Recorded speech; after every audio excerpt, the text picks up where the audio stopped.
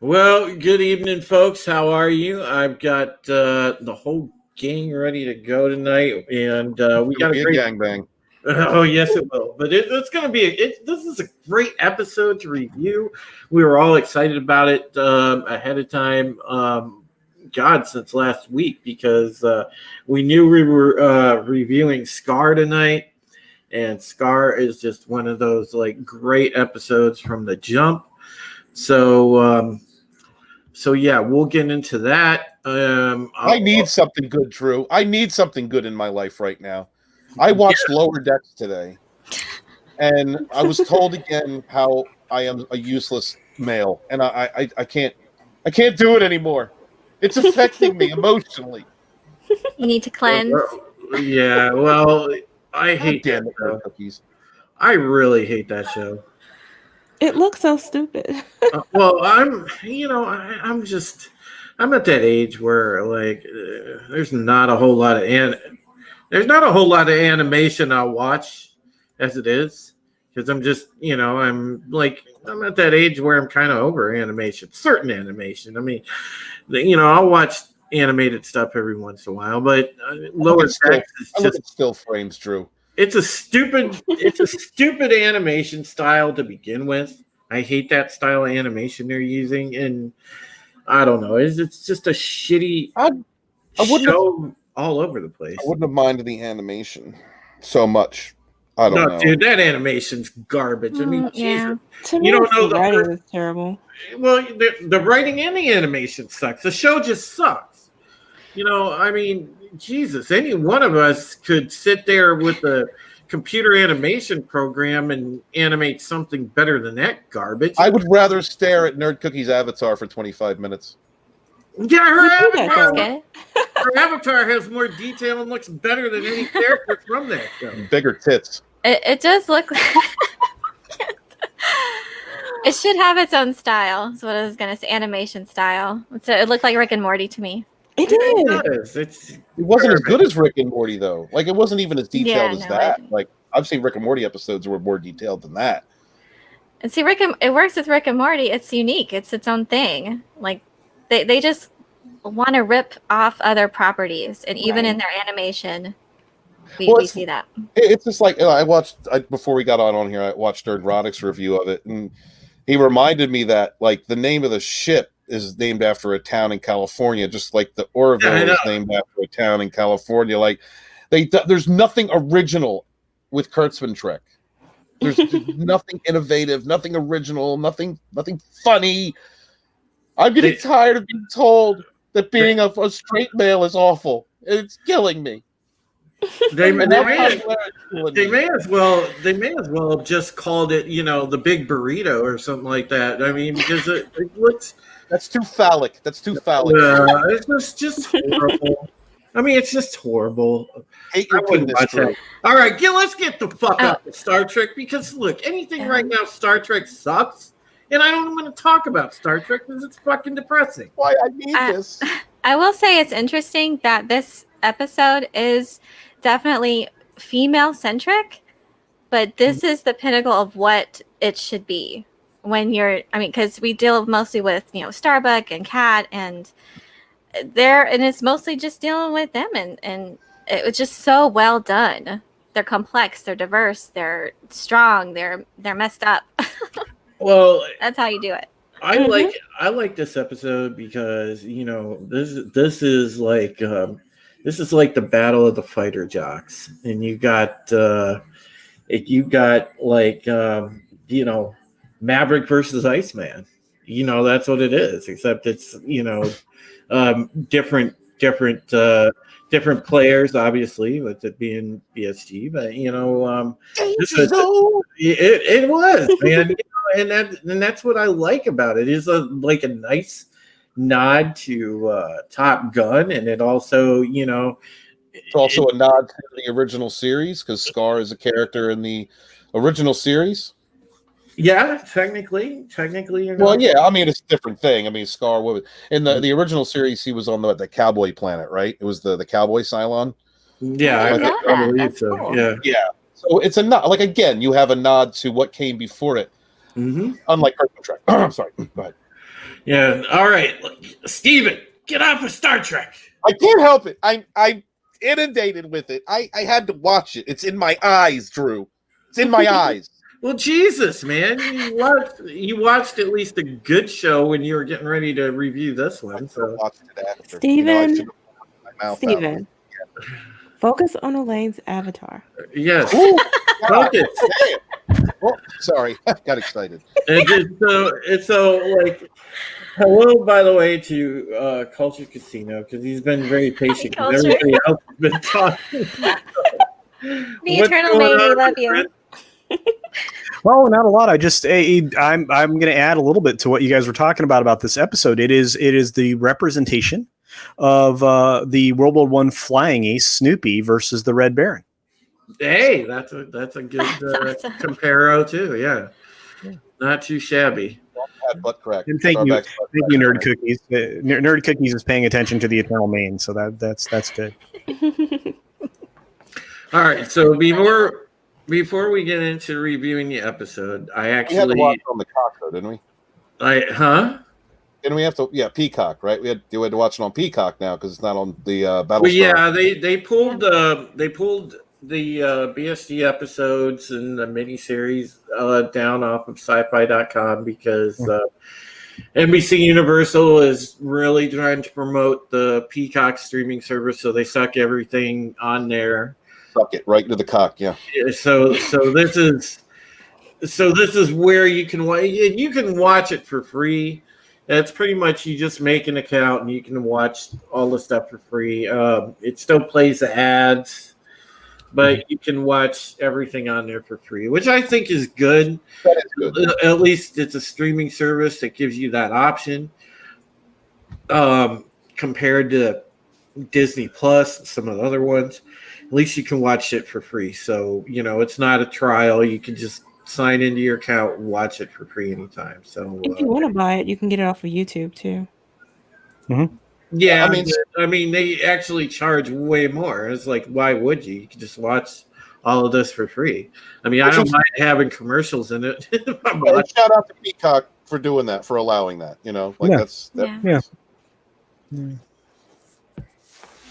like HBO Max is like $14, isn't it? Yeah, $15 a month. Yeah. Hey, Cold-Blooded Critic, what's up? What's up, Parrot Head? What's up, Root Korean 92? We got the Mando Merc up in the chat. Is it Happy Dino? How you doing? Chomp Chomp.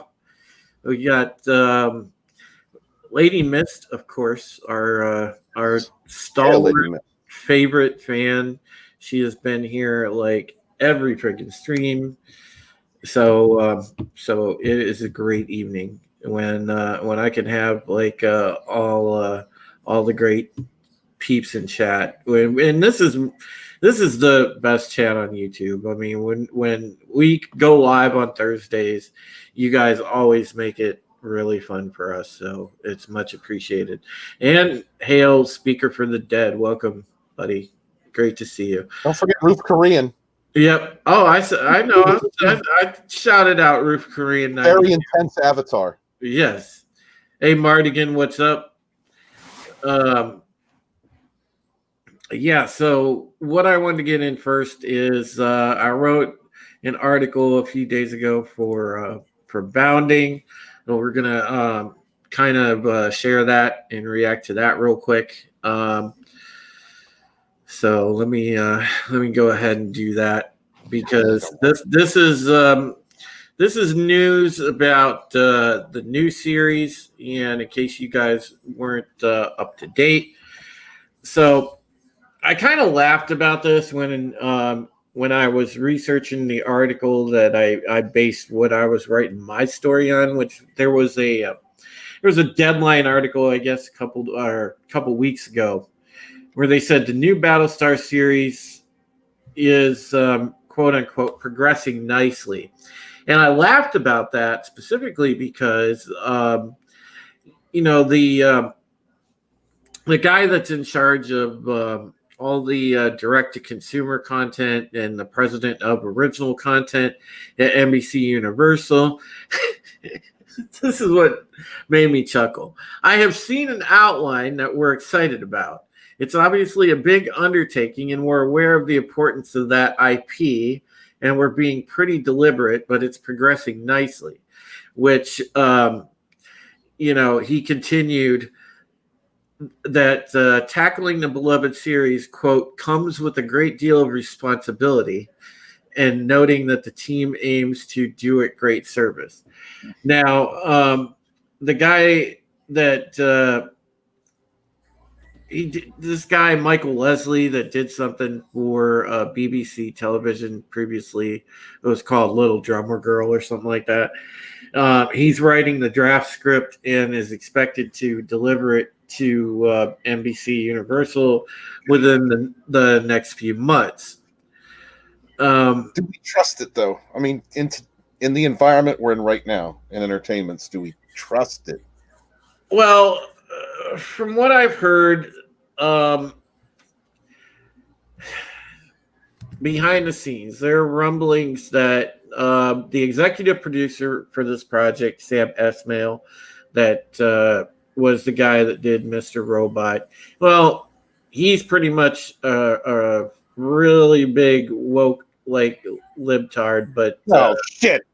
But the guy that is the showrunner for this, Michael Leslie, I was kind of going to give him a chance because I don't know too much about him. But the rumor is he might be a bit on the woke side himself. But I'm still going to give the guy the benefit of the doubt just because I've never really heard of him and heard of his work. Now, drop Script Doctor on him now. Let's just eliminate the troubles now. We'll just airlift Script Doctor, drop now. We'll give him a parachute. We're not going to kill him. We'll just push him out the chopper and just right to wherever they're working on this stuff. And well, the thing is, the only thing interesting that I saw so far that sounds like news in this article is because, supposedly after Leslie submits the script, he's going to put together the full writer's room for the show, to write the episodes and everything.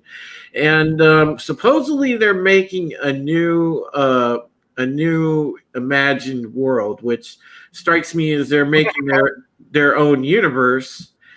And here's the thing. Back in September of 2019, Sam Esmail, the executive producer, said on Twitter, BSG fans, this will not be a remake of the amazing series Ronald D. Moore launched because why mess with perfection?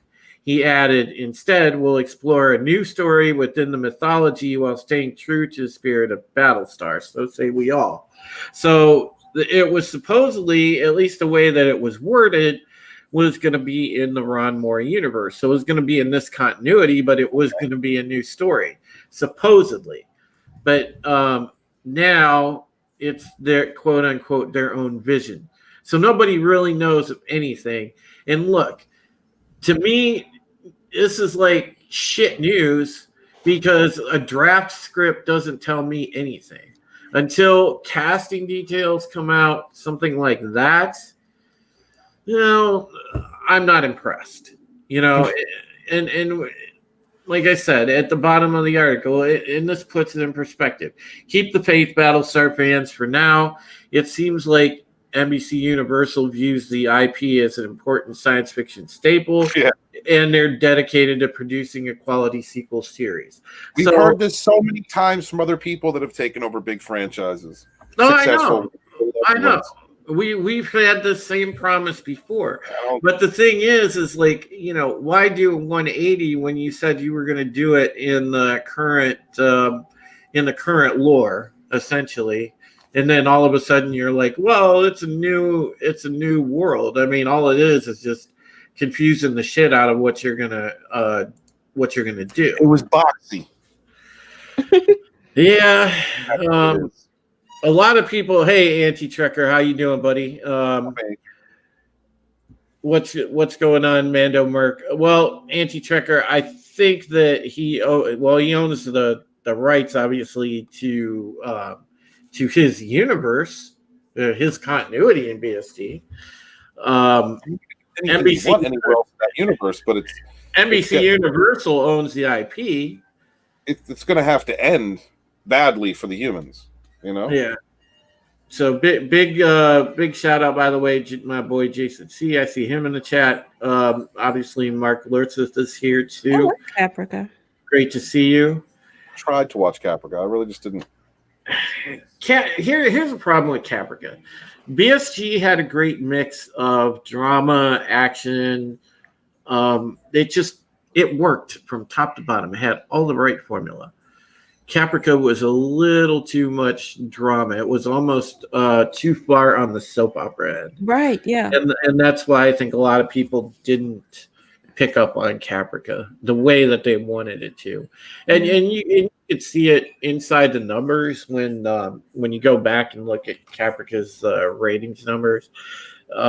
They just missed the mark, and that wasn't the fault of anyone. It was definitely a different style, but yeah, I like the story.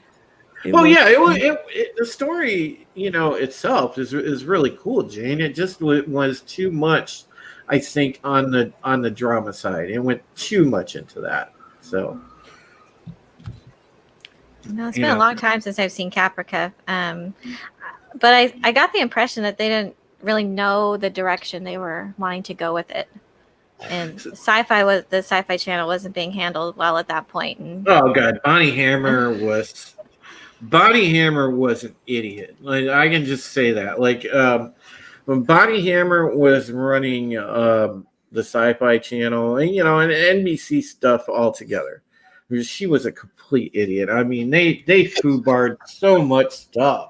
I quoted Itchy Baca saying Bonnie Hammer was the Kathleen Kennedy of that time.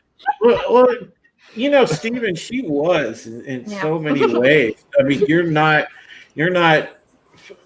off with that comparison. I mean, she was. It's a good comparison.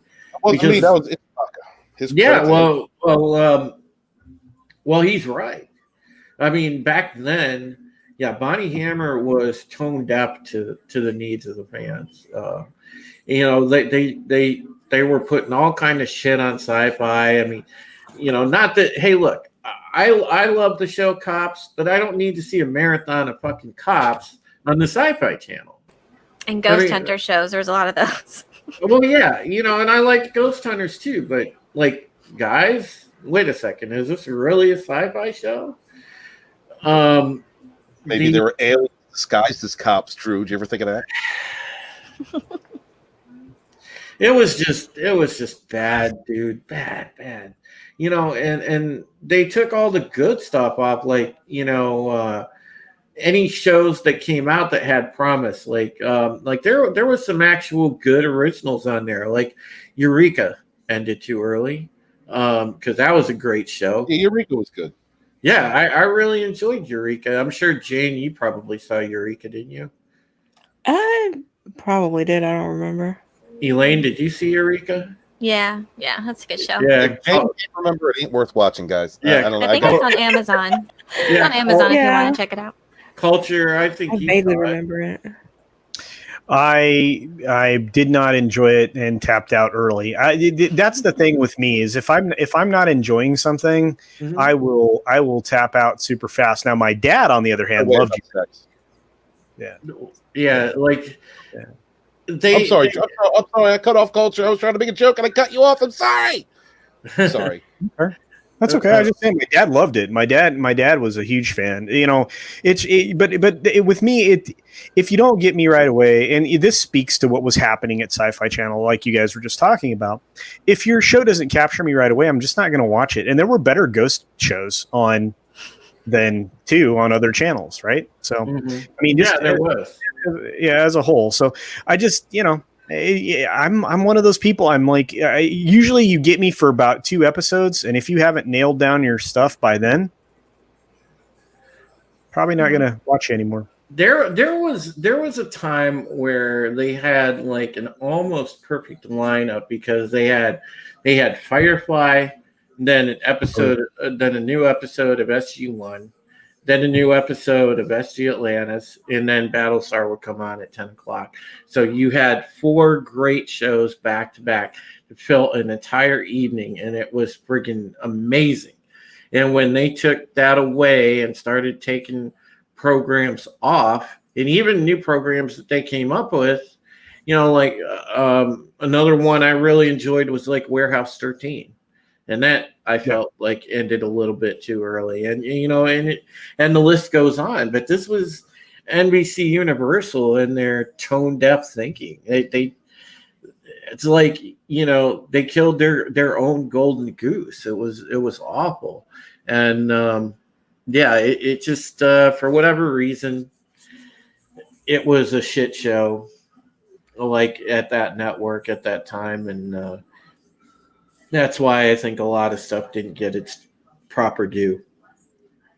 Yeah, I think that's probably right, and it's you know, but again, we're just kind of we're basically we're mourning the demise of something that can no longer be recaptured. I think so. Hey, Michelle Jolene came in and he said, "Pawn shop and antique chasing for the win." Yeah, you know, sadly, that's kind of what you know, this channel turned into. It was anything but sci-fi after a while, you know, and cheesy movies. Kind of like MTV. Yeah, exactly. That's exactly. It was the MTV effect, Stephen. You're not wrong. Now I'm sad. Well, we can get on to a better topic, and that is the fact that this was watch this. This was a great episode, and Yeah. you know, and right from the jump, you know, there was action involved almost right away. But this was one of those that I think was like, and we talked a little bit about this. I think we touched on it last week, Stephen, when we were alluding to the fact that we were covering this episode this week. And this is one of those, like, if you remember back in season 1, there's a lot of like sequences where like it's like they'll replay like loop a similar moment, because like you had that one sequence that they weaved in Act of Contrition in season 1, where you saw Kara's Viper like spinning out of control, getting ready to crash land on that planet, on that moon or that planet where she was. And and so this is one that really jumps around. So as the viewer, you do have to pay attention to this episode, because it's gonna be, you know, jumping back and forth. Like it'll be like, you know, 12 hours ago, 18 hours ago, so on and so forth. And then you get that looping footage every so often. But Yeah. I'm sorry. No, but go ahead, Elaine. The flashbacks. I was getting a little bit tired of it, just because I don't like flashback sequences to begin with. Not a huge fan of that, but they did it well. But yeah, I just gotta kind of keep an eye out, pay attention, and it concludes really well. Brings that all together. Yeah, you know, I agree with you, because it's personal aesthetic, and to me, like if you can use flashback sequences, I think, effectively. Yeah, they have to serve a purpose. Yeah. But you know, when you loop a moment, I think repeatedly, like more than twice, really, to me, it just kind of takes me out of it a little bit. But I understand why they do it, because this scene, I guess, for the way that they were telling the story, required it in a way that they wanted to do it. But I thought, you know, to me, I didn't need that necessarily one way or the other. I mean, but you know, it is what it is. Yeah, it's a great episode. I love how it begins. Oh yeah, apart from that, it really ropes you in. It still is, because you get Kara and Kat on a patrol, and they're looking for Scar, and it's that part's kind of a flash forward, because that fits into the big Oh, we have flashbacks and flash forwards. Yeah, Act 3. Yeah, that fits into the Act 3 sequence that we'll see later. Just all over the place. But this is an episode where they obviously Kara is CAG of the Pegasus, still, I'm assuming, and she's out there. She got out that command structure, Drew. You're Yeah. in a command structure on the Pegasus. You're dead. You've got like 2-3 episodes.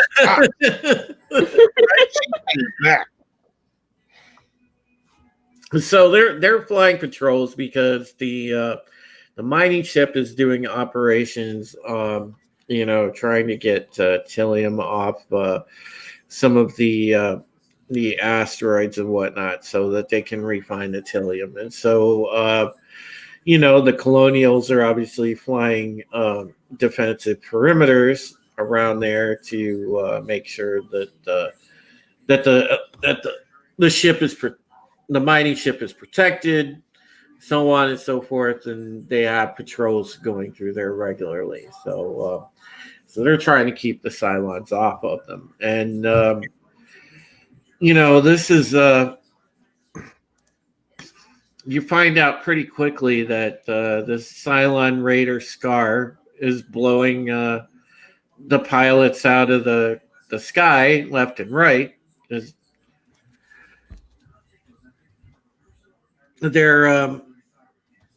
They get new ones to train like every second.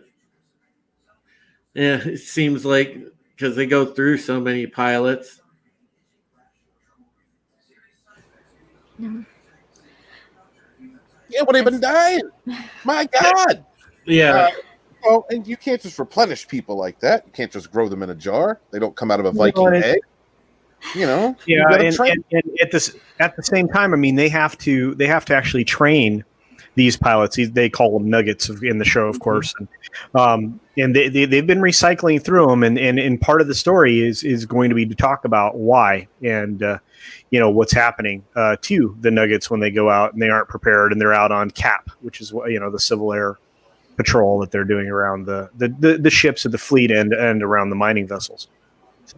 But see, what I didn't like about it was that almost seemed like a side story to the main story. I mean, almost everything we learn about it is through exposition. That's true. It's like the main story is Kara's journey, which in many ways parallel Lee's last episode. I think it might have been the main story, because the execution at the end, she comes full circle. Mm-hmm. And so, I think you're right about that, Jane. I think you're on to something there. All right, so yeah, pretty much that's how it starts off. We get the whole flash forward sequence, and then it kind of goes into the whole. You see that the Tillium ship's doing the mining operations, all that stuff, and then they get into where the new ensigns are walking in. Hey, we're here fresh from training on Pegasus. And yeah, I know. And then they kind of crush their dreams. They're giving the pilots a reality check and kind of ribbing them at the same time, because they're explaining to them about what Scar is. And that's kind of where I stopped it for the first sequence that we're going to talk about. So what did you guys think from that first sequence on? I thought it was a very solemn way to start the episode, very action-packed to begin with, and then the way we learn more about the Cylon Raider and hunting down, and how he's just picking off the weak and the newly trained ones, basically. Well, yeah, it's funny because Cat's like, yep, got a taste for nuggets.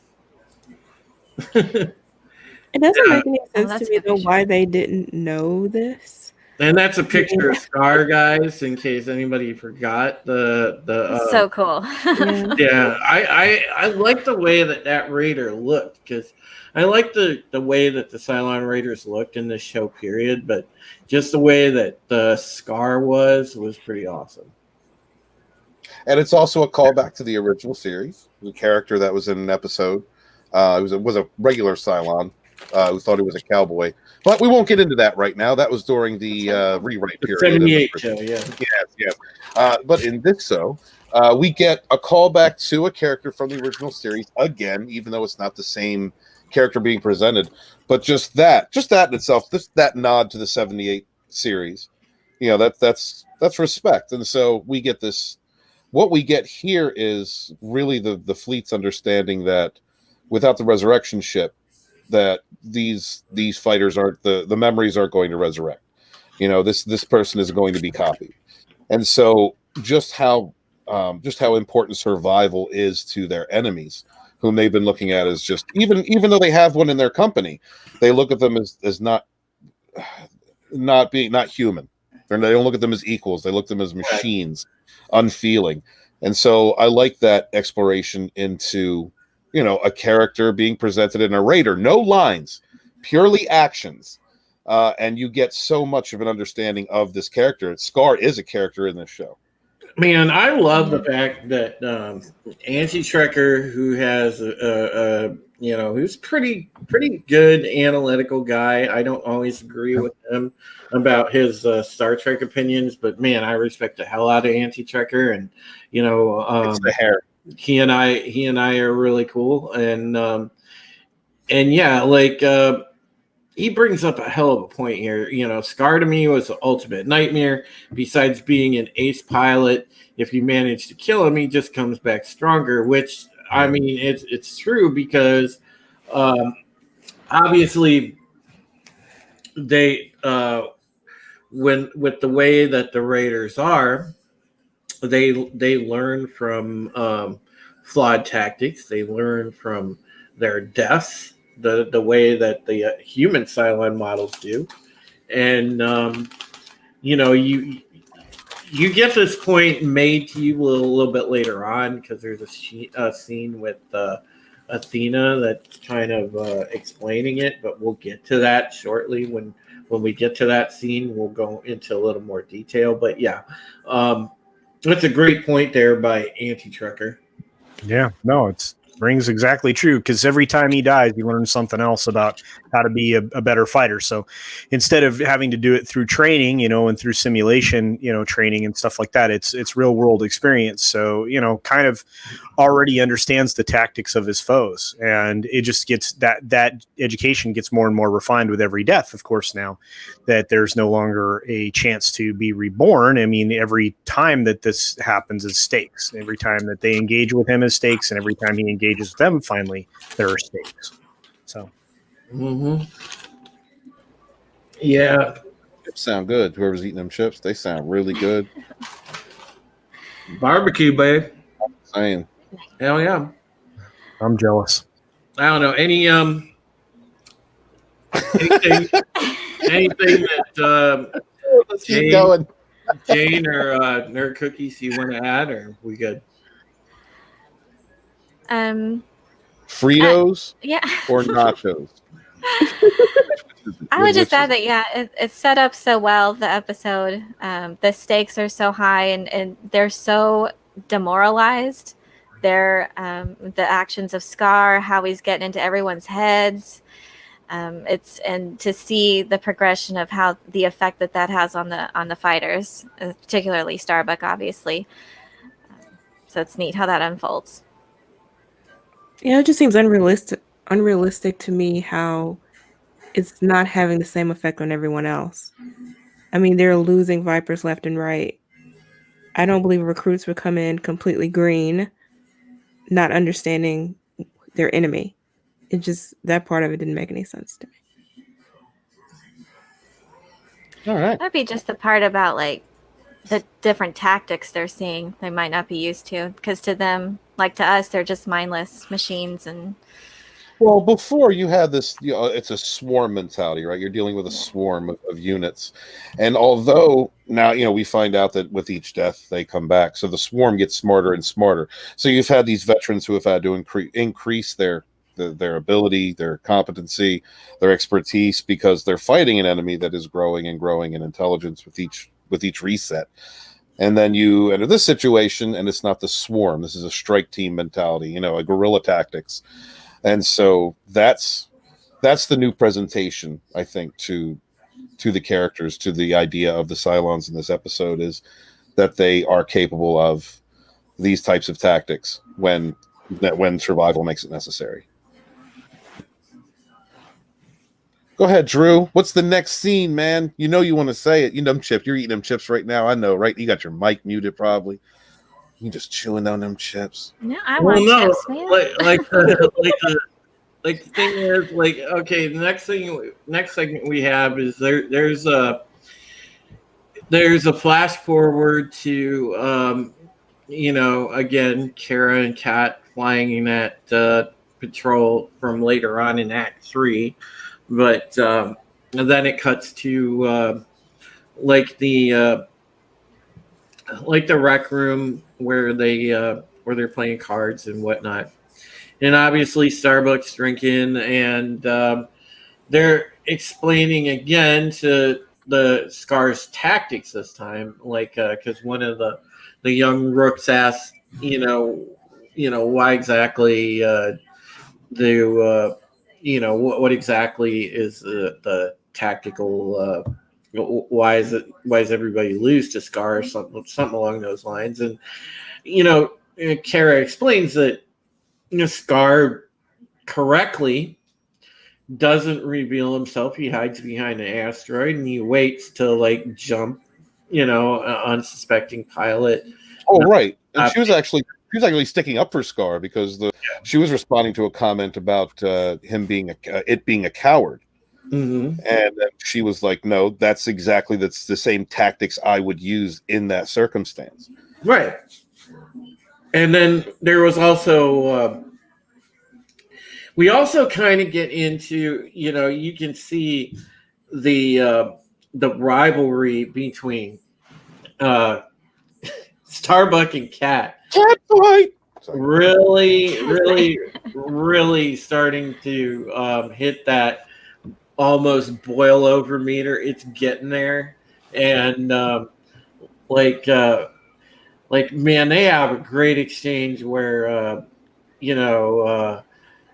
basically Kara calls her a stim junkie. Starbuck says she's gonna shoot Scar down. Kat's reply is, you're gonna shoot Scar down. You can barely even walk, Starbuck. And she calls Kat a stim junkie. Oh, Kat, my future ex-wives. And then Kat's like, well, the way you've been pounding back that booze lately, I don't know. I mean, they're just sitting there going back and forth. And this is two competitive women that honestly have a bit of disdain for each other, and they're about at the point, just underneath that point where you're about to throw blows. I mean, this is two women going at each other like, "I'll punch you, bitch." That's basically what they're thinking. So I don't know what do you say as panel? I like that it showed how similar the two of them are in their sort of strong-willed personalities, their wit. You can tell these are both warriors of relatively equal status in terms of their strength and skill and abilities. I like that we saw them training together as well. But we also see that they both suffer from addiction. And we learn throughout the episode why that is, what the fleet is dealing with and what their challenges are and the losses and the fear that they both share. So as much as it's, showing us how competitive they are, I think it's also just showing us that they are the same in many ways. And maybe why they get into so many confrontations. Yeah, They don't like themselves.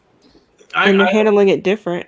Mm-hmm. Well, I like how, like, right at the end of that segment, because the Starbucks got, I mean, obviously she's currently the most experienced pilot on either ship. She has, I guess, the most kills among, at least for sure, the Galactica crew. And she's got the Galactica Top Gun mug, like, sitting there that she's drinking whatever out of. And, obviously, whatever liquor she has. And what's funny is the fact that, Kat throws down money and said, I'm going to be the one to shoot Scar down, not you. Mhm. And the Starbucks like, yeah, your lips ain't never going to touch this mug, little girl. And it's just like, damn, man, they are tooth and nail. I mean, that's just one of those two alpha females going at it cat fight. No pun intended. Yeah, It's also like a fight between like the king and the heir, Starbuck knows that she's going to be losing her position. There will be a younger, faster, stronger, better person coming behind her, and she sees her face to face. That can be a lot to deal with as well if you're so used to being top dog.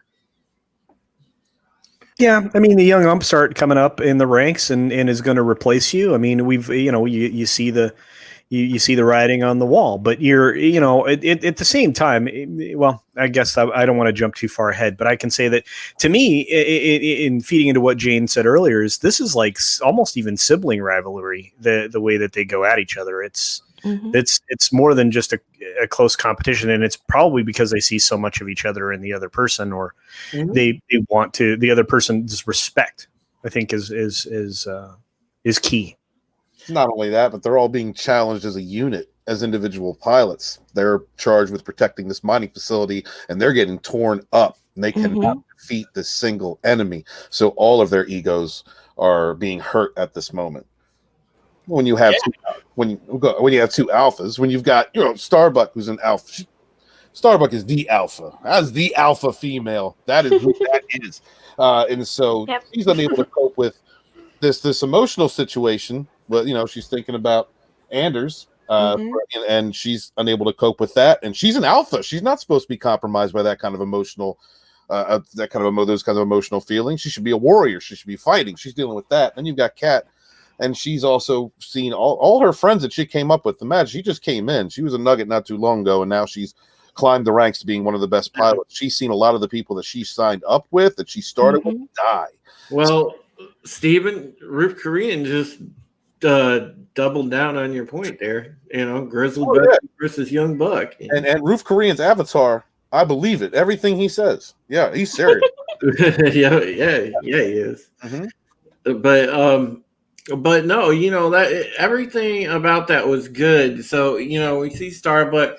She just keeps pounding shots, goofing around. She takes a flying leap through like a table and lands against the wall. And then that's, as Stephen was talking about, we get that sort of cutscene where she's thinking about Anders and whatnot, because Lee tells her right before she continues to get hammered, like, hey, maybe you should slow down. And Kara's like, yeah, maybe not, and keeps just going, obviously.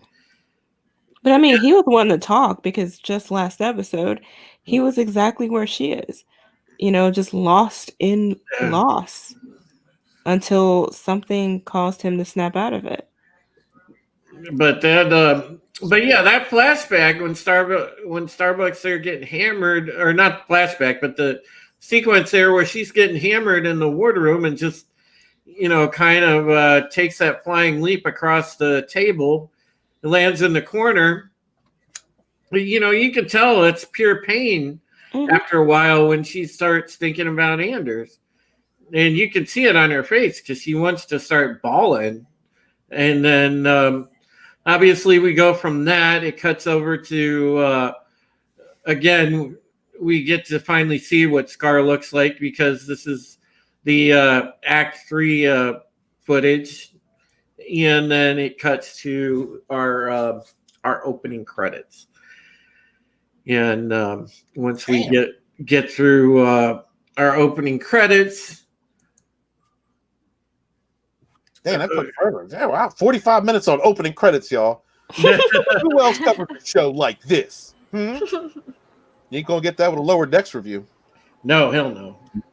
We are the Mauler of Battlestar Galactica. Right? This is my Lower Decks review.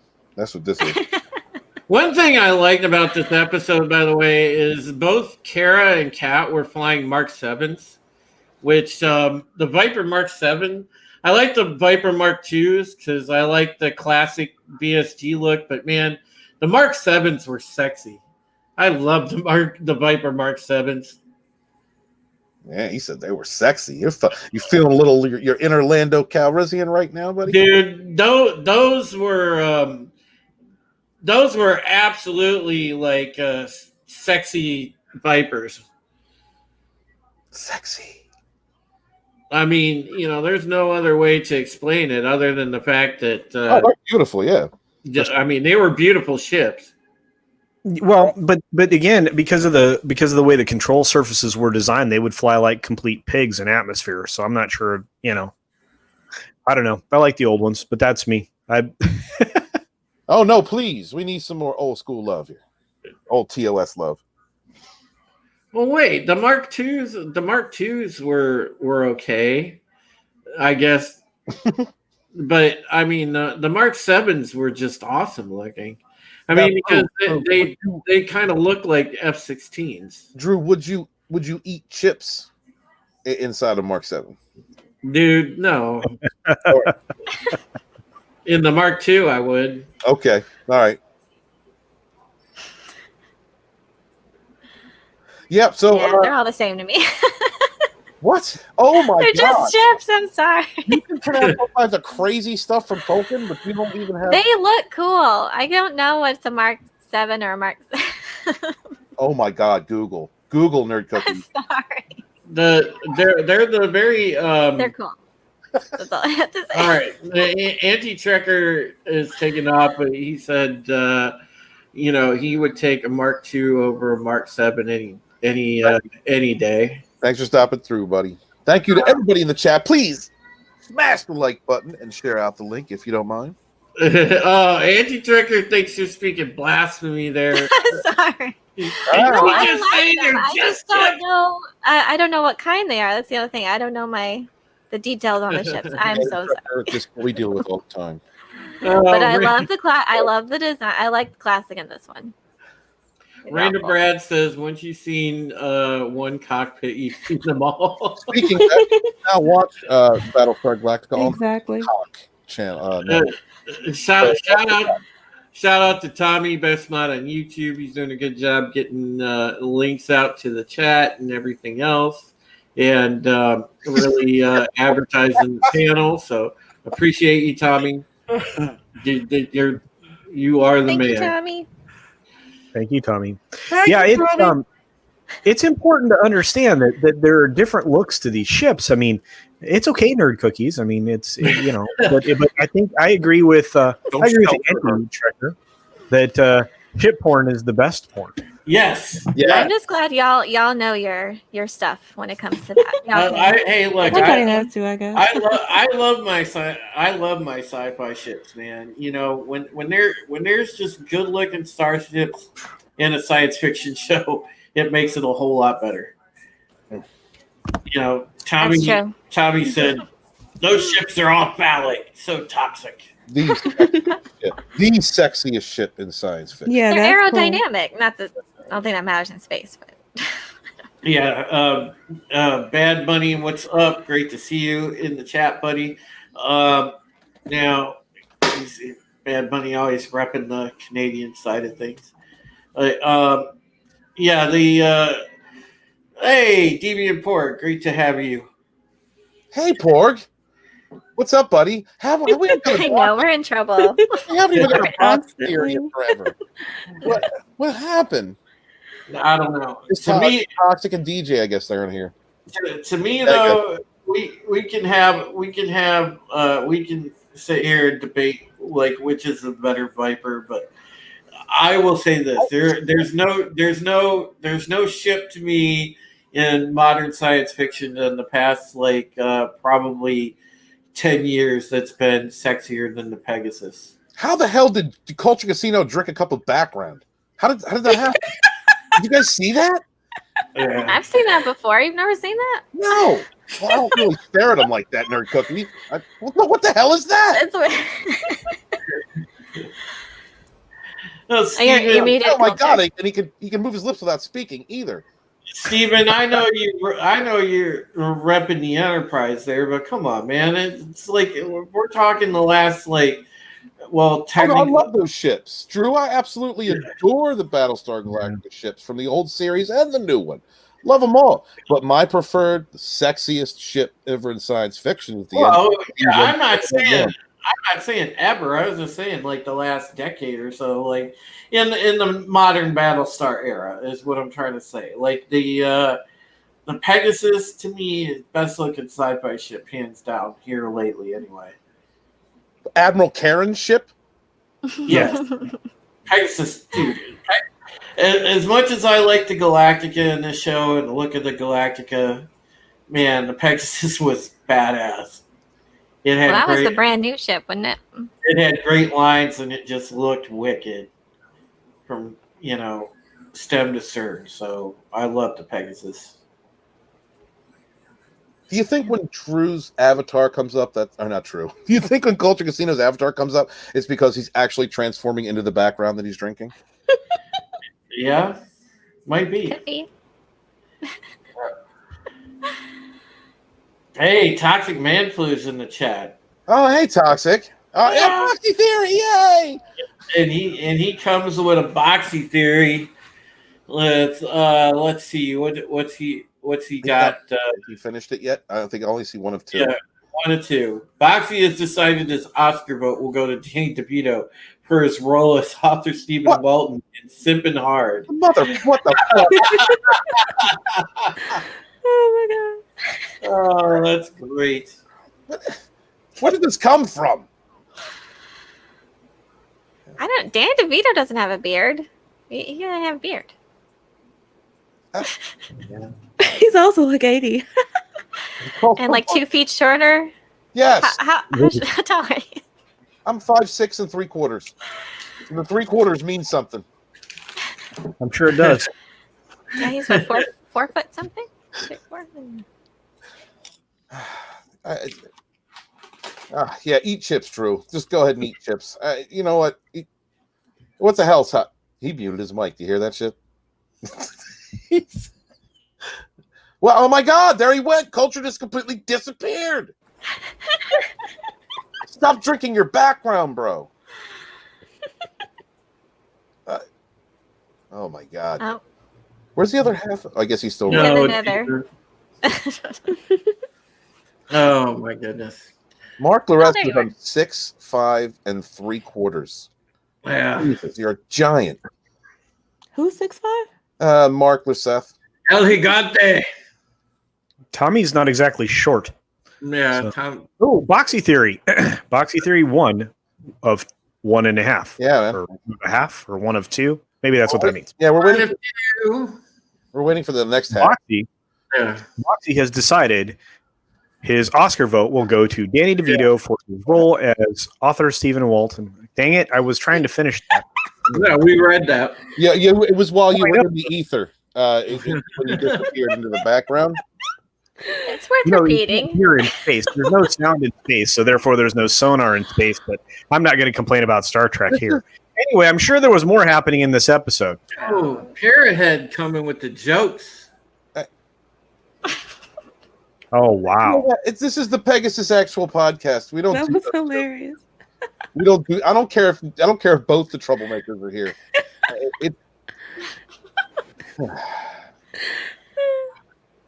All right, so back into the episode. Let's continue. So the president is briefing Ty and the admiral about mining operations. The mining ship has broken another drill bit, so they got to extend the operations. Yes, because they've they split up. They sent Pegasus off with the fleet, and all they have is Galactica, and I guess the president is staying with Galactica at this moment. Although we don't see her in the episode again. And they're discussing oh, that's right, the good news and the bad news. And Adama says, "I want the bad news." They said the bad news was that they get their asses kicked. That's really was bad news. And and she also had broken a bit. Yeah, and they needed 6 more days to even get started. Yeah, and because one thing that we need to kind of elaborate on with the Pegasus, in case people didn't know, or just a refresher on the memory, the Pegasus actually had Viper production facilities. Like they could build their own. So if the materials were gathered up, they could churn out like aircraft. Well, they just made one. That was the good news. So they now that they had the materials to do it, they had a Viper production facility on ship, so they just could churn out aircraft. But they needed more of this material, from the asteroid, so that they could undisclosed mineral. Yes, trillium, so they could get fuel and also the other materials they needed to make Vipers. So yeah, they were going to extend for another like week or so apparently. Yeah. And then you could see Ty wasn't happy about it. Ty's never happy about anything. Ty's never happy about anything because Ellen is somewhere existing. and that just makes him all screwy. We can't live without her. Should have given a false name and double bagged it, but he's just the kind of guy that said, I'll put a ring on it. And that was it. Now he's just an angry old man, lost in his own inadequacies, while he cucks himself. Poor Ty. Yeah. I can't keep this going. That's yeah. I loved earlier when Kat called Starbuck like we don't need another somewhere she could. Yeah, we don't need another child. He's the insult. Right, that's the insult. That's a damn shame. Well, how does that speak for the command structure on that ship?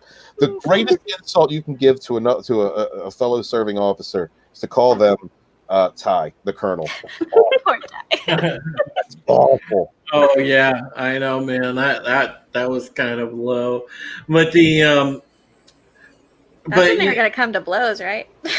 Yeah, well, it's getting there. But the thing is it's funny at the end of that little briefing scene with Rosalind, Adama, and Ty. Ty makes a good point at the end. Because Rosalind said, "Well, we're beginning to replace our losses. We've got the facility that can build Vipers now."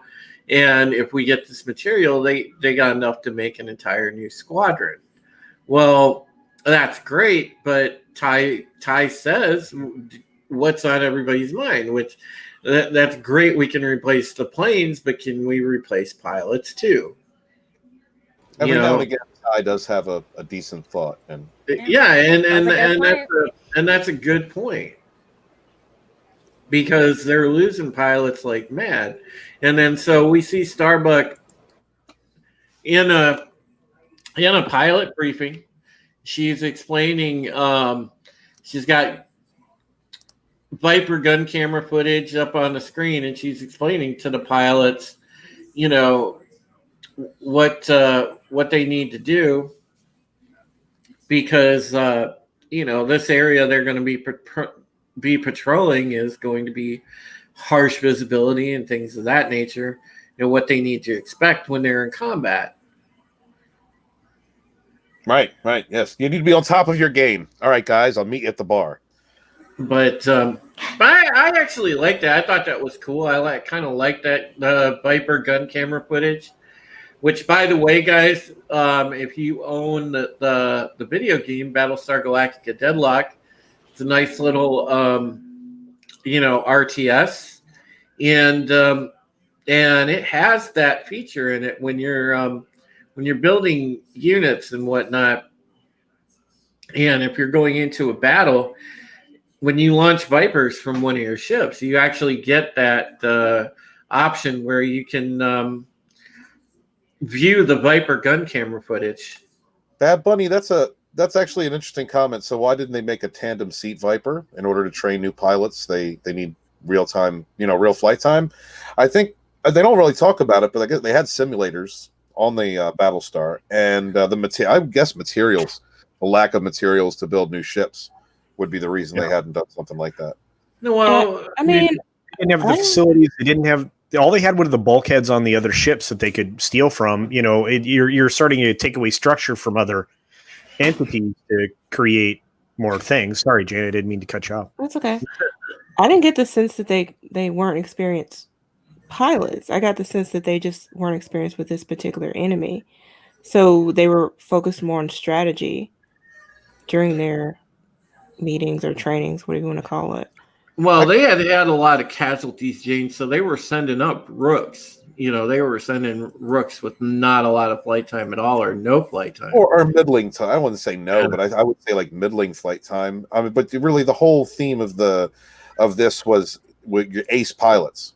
Starbuck's an ace pilot. Kat's proving or wants to prove herself as an ace pilot. Mm-hmm. Scar is an ace pilot. So this is going up against this for the first time, really. They're the larger force. They're going after the rogue element, and they're getting defeated.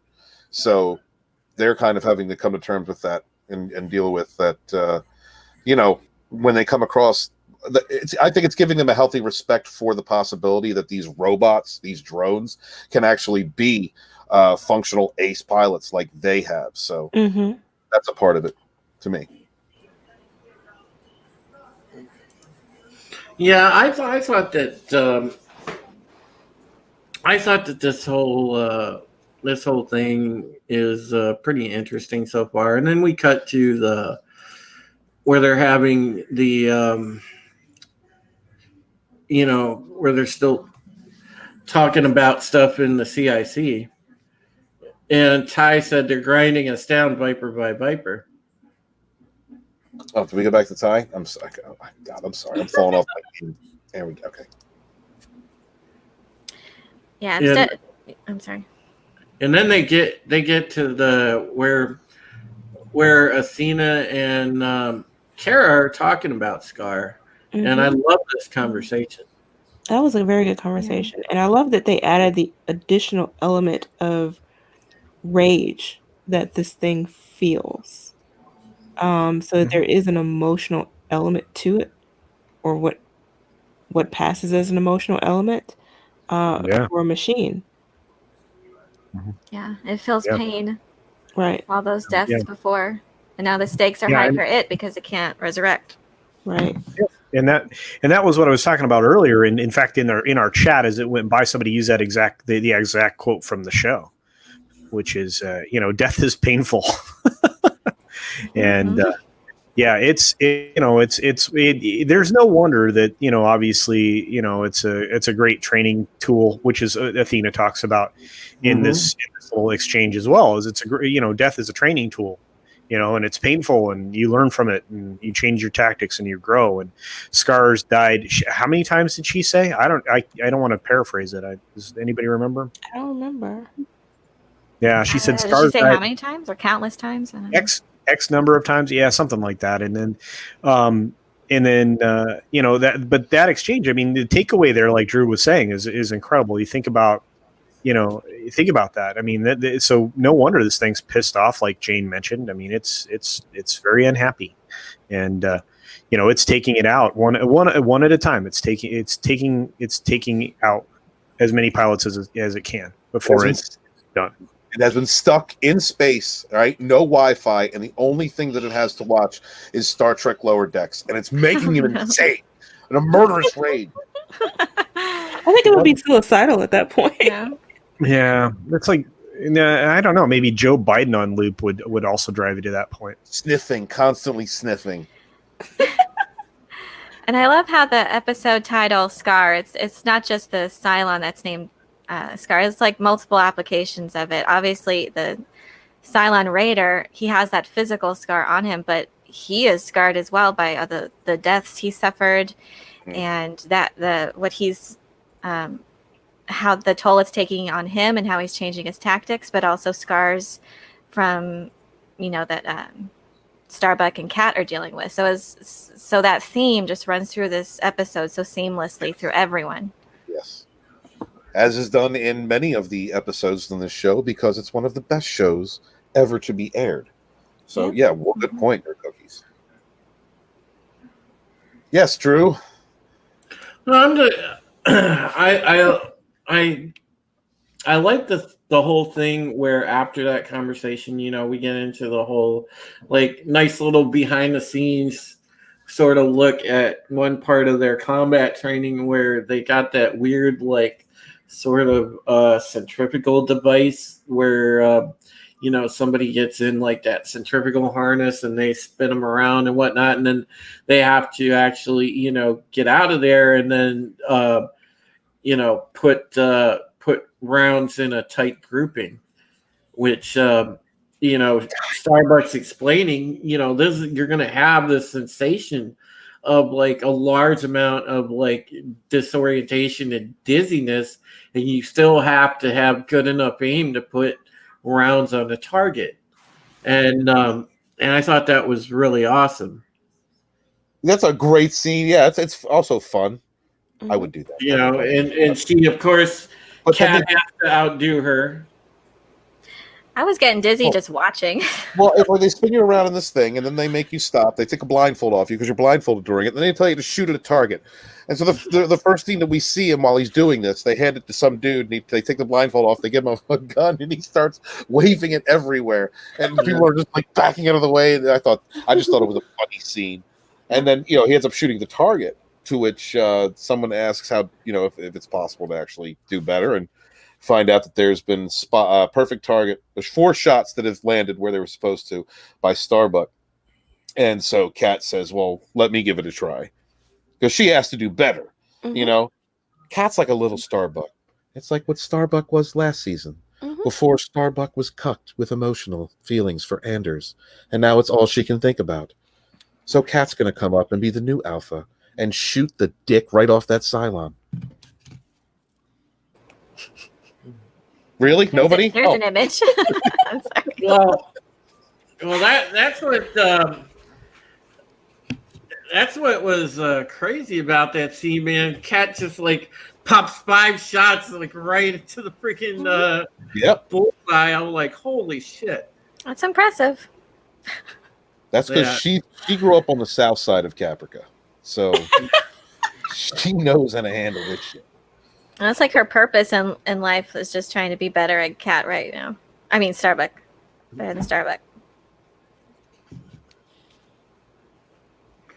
God bless it. Yeah. Well, Kat's a pretty damn good Viper pilot. She turns out to be. I mean, and just the character development that Kat gets after a while, because like a lot of people, when she was introduced and when they started to bring her along, a lot of people really liked Kat and became fans of Kat. And, Luciana Caro, the actress, did a hell of a job playing. Yeah.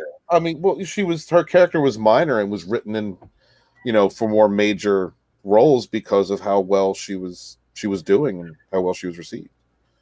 So it's a great, it's also the kind of a show that it shows how minor characters can take more prominent roles in a series if they're, first off, they're written well, but if they're acted well, the presentation is done. And Kat's a great little character, so it was good to see her take over a larger role in the series. Yeah. And I think she was Obviously she was spunky to begin with, but she's starting to come into her own, the maturity and everything else, and being able to, because just, the scene is great from what Drew's talking about. It's not just a little bit fun, but I mean, the fact that she's able to put, group those shots together in the target and then, move forward and, talking about the trash that she talks about to Starbuck. I mean, it's coming into your own. That's how you challenge somebody in that kind of a power dynamic. If you're an alpha personality, Kat needs her recognition. She's not getting her recognition. The person that she looks up to is Starbuck, because that's the alpha that came before, and her head's all fucked up right now. It's not focused on the job, and she had a brush with death. She had a brush with the stims. You know what I mean? She's gone through the stress.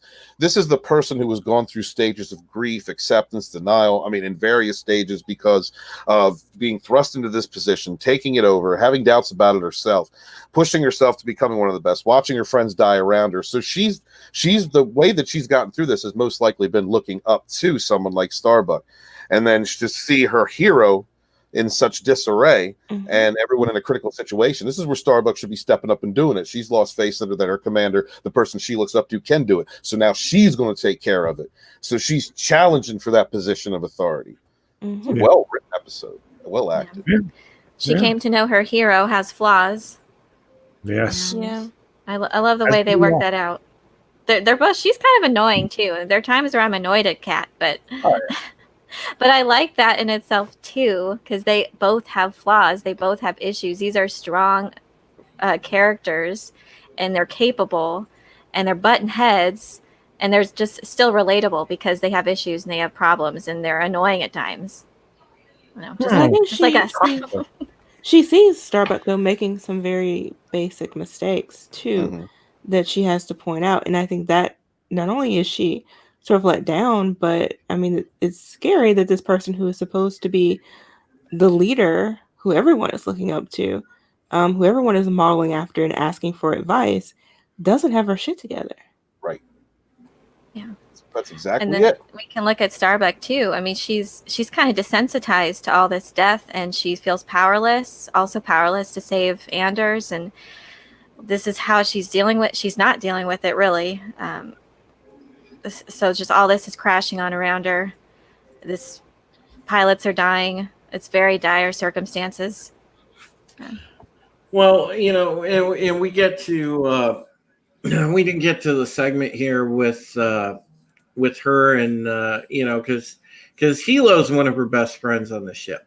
So they're working out in the ship's gym, and they're sitting there talking as they're working out, and Hilo's like, what are you getting so worked up about Kat for? She's a young buck trying to make her way like you were before you met Anders.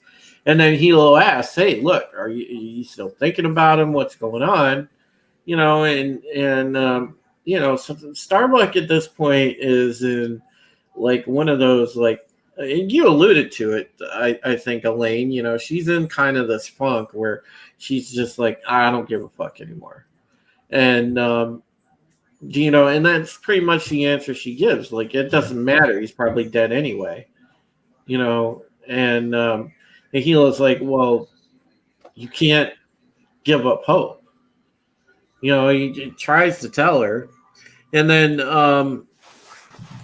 we go to the next scene, which is in the shower room and whatnot, in the locker room area, where one of the rooks walks up to Starbuck and asks her, if Scar jumps me out there, what do I do? And she said, well, Scar's just like any other raider. You need to, just turn into him and fight it out, and she said, don't turn away, fight. And then Kat pulls the guy aside and tries to tell him, hey, you'll be fine. Give him the old, rah-rah speech type of thing. And then she pulls Starbuck aside and said, what are you telling that kid that for? And Kara's response is like, hey, if you want to play wet nurse, go right ahead. I'm like, damn. Yeah. She's not wrong. Yeah, they both have their points, strong points. Yeah. Jaded versus concerned and helpful. Mm-hmm. I know it's hard to say which person. No one was really in the wrong. No one's really. Just these circumstances. It's so unpredictable. It was. Oh, you know what? It was because Starbuck is more. She's older. She's wiser. She knows what needs to be done. Like, that kind of hard stance. But at the same time, like, Kat's more empathetic because she's younger. I think less experienced. I don't think that necessarily this is a bad thing in this situation, but she understood the emotional response that he needed at that moment. 'Cause she was in his shoes not too long ago. Yeah, but Starbuck was not going to sugarcoat it. It's like, look, dude, Because Starbuck it's war. Alpha. And maybe if they had more time to get to know these pilots, but if they just got in, they have no time to really work together, get to know their work as a team, and so it's basically just whatever. Try not to get killed. Right. And that's the problem is, that's what they're reduced to because they don't really have good time to do, actual combat training, like in, solo conditions out in space. I mean, their training is literally live fire and, life or death. So it's just a little different.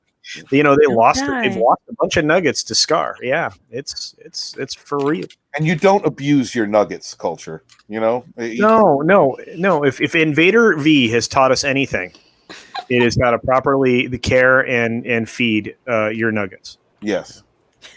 So true. So true. Oh, let's go forward, shall we, Drew? Mm-hmm. Well, we go into the next scene, which is like they're listening to the chatter on the ship about the pilots attacking.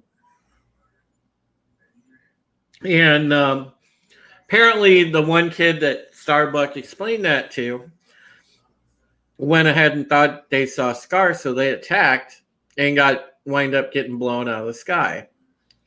And it wasn't Oxy. Yeah, and so when they come into land, Starbuck's sitting there in the cockpit of the Viper still as the Chiefs doing the final post flight check. Kat walks up to her and said, you can tell Starbuck's in her own way depressed and pissed off that it turned out like that, and Kat walks up and challenges her, and she's like, I can tell you why this happened. This is because you told that kid to not turn away, and again, and again you get just this crazy contentious interaction between her and Kat. It's a wonder Kat didn't get choked in that moment. Yeah. Right then and there. Explain why, Jane. It was a very dangerous. She's already on edge. And she has just lost someone who's training under her command. And she is emotional about it. The last thing she needs is to be challenged in that moment. It's like to, challenge the establishment, whatever. That's fine. You don't do that in that moment. That's right. So your advice is do not go full Ezra Miller. Don't do it. Don't do it. And this is funny, you could see on Starbuck's face the reserve. Like she could have killed her right then. Yes. Oh yeah. She showed a lot of control. She had a lot more control than a lot of people would have had. Yes. True. Oh wow. The first few weeks of the Battle of Britain, most of the experienced pilots died, replaced, were fought the same way with English pilots till they came up with the proper organization. Wow. Yeah, that's true fact. Also, Toxic Man flew at 10:11. He finished that boxy theory. We didn't even read it. I was just going to ask about that. Yeah. All right. I'll go back up and check that out. Hey, Shellback, great to see you. Adega. Adega! Hello.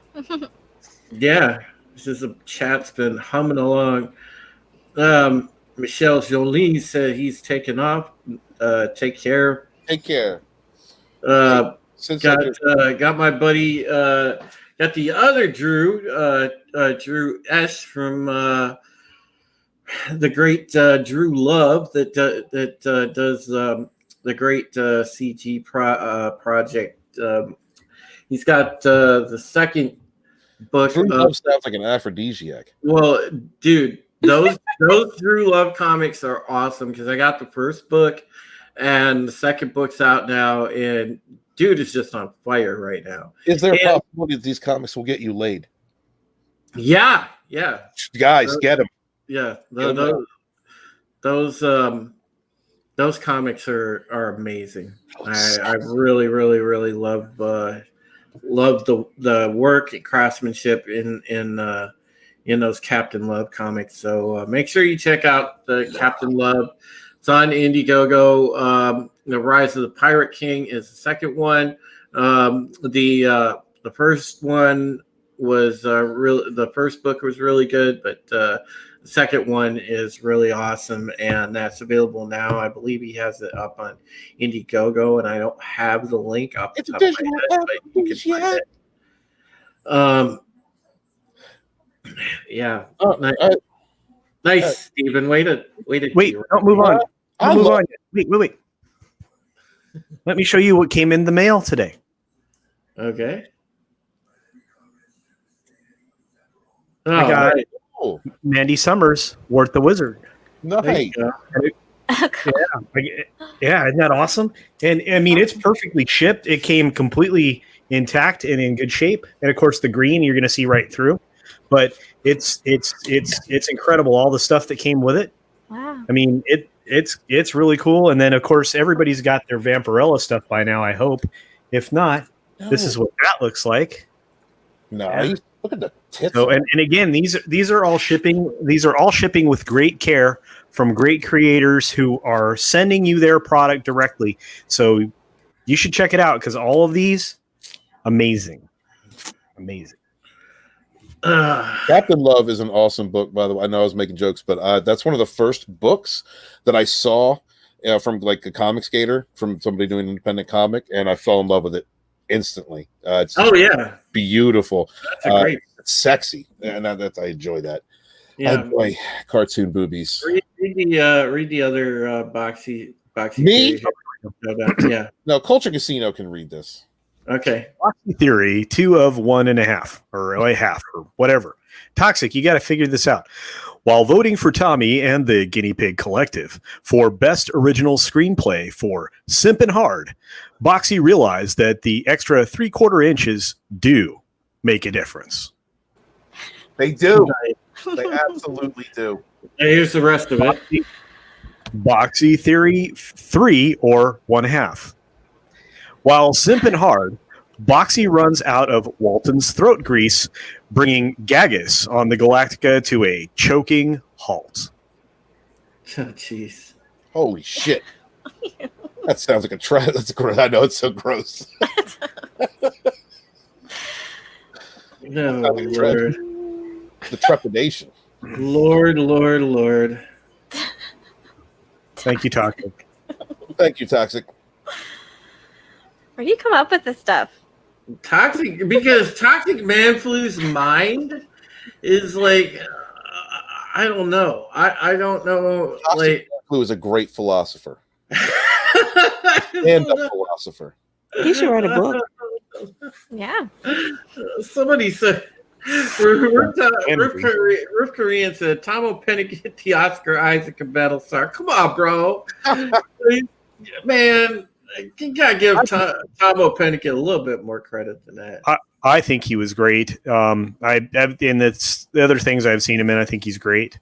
So, yeah, I'm a big fan. But he only could do with what he could do with the situations he was put in, the writing and the character and everything else. So, what are you gonna do? Exactly. So we get into getting back to the episode. We get into a scene in the I guess in the rec room area, And finally, we get a nice extended scene with Lee. He was sitting there in the last sequence when they were listening to pilots chatter because he heard it from the briefing room speaker. And you could tell that he was not happy with the tactics either. But now we see Starbuck and Apollo sitting there, and you're talking about the pilots and everything else. And this is a good moment. This is a Starbuck and Lee moment. And well, yeah, it's a moment, all right. And then they it is a moment. They get into a really good at one point hot makeout session. And when you say hot makeout session, we need to go through this scene. Giggity. Yeah. Clothes were being ripped off. Every scene a pause. Yes. Yeah. And a butt crack was present, and for network TV, I applaud you. I always wonder, there's no one around. There just happens to be. But I can understand why Lee started saying, no, slow down, stop. No, I don't know that I would do that. I mean, I'd be like, hey, that's fine. Starbuck is a lion, and the lion was tackling the gazelle. All right, we've seen this before. Right, Starbuck is alpha. All right, she's taking your penis. Your penis belongs to her, and if you don't serve it in the way that she wants it, that's it. She's out. She's getting crunk. She gets you. All right, and this is a woman you don't marry, but you respect her enough to give her your name. Oh yeah, that's just like. Yes, Drew. I just had to pull this scene up for a second and study it. Relax. Oh, not bad. You're studying it? Yeah, I'm just studying it. Yeah, Ruth Korean further elaborated on Tomo Pinnaket and saying that because Ron loved the character so much, he remote him so he didn't die early, because that's what he was referring to, is that he was supposed to die earlier on in the show. Mm-hmm. So, but it's clear that he loved the character. I enjoyed it. There are scenes where I don't think he was given enough to do.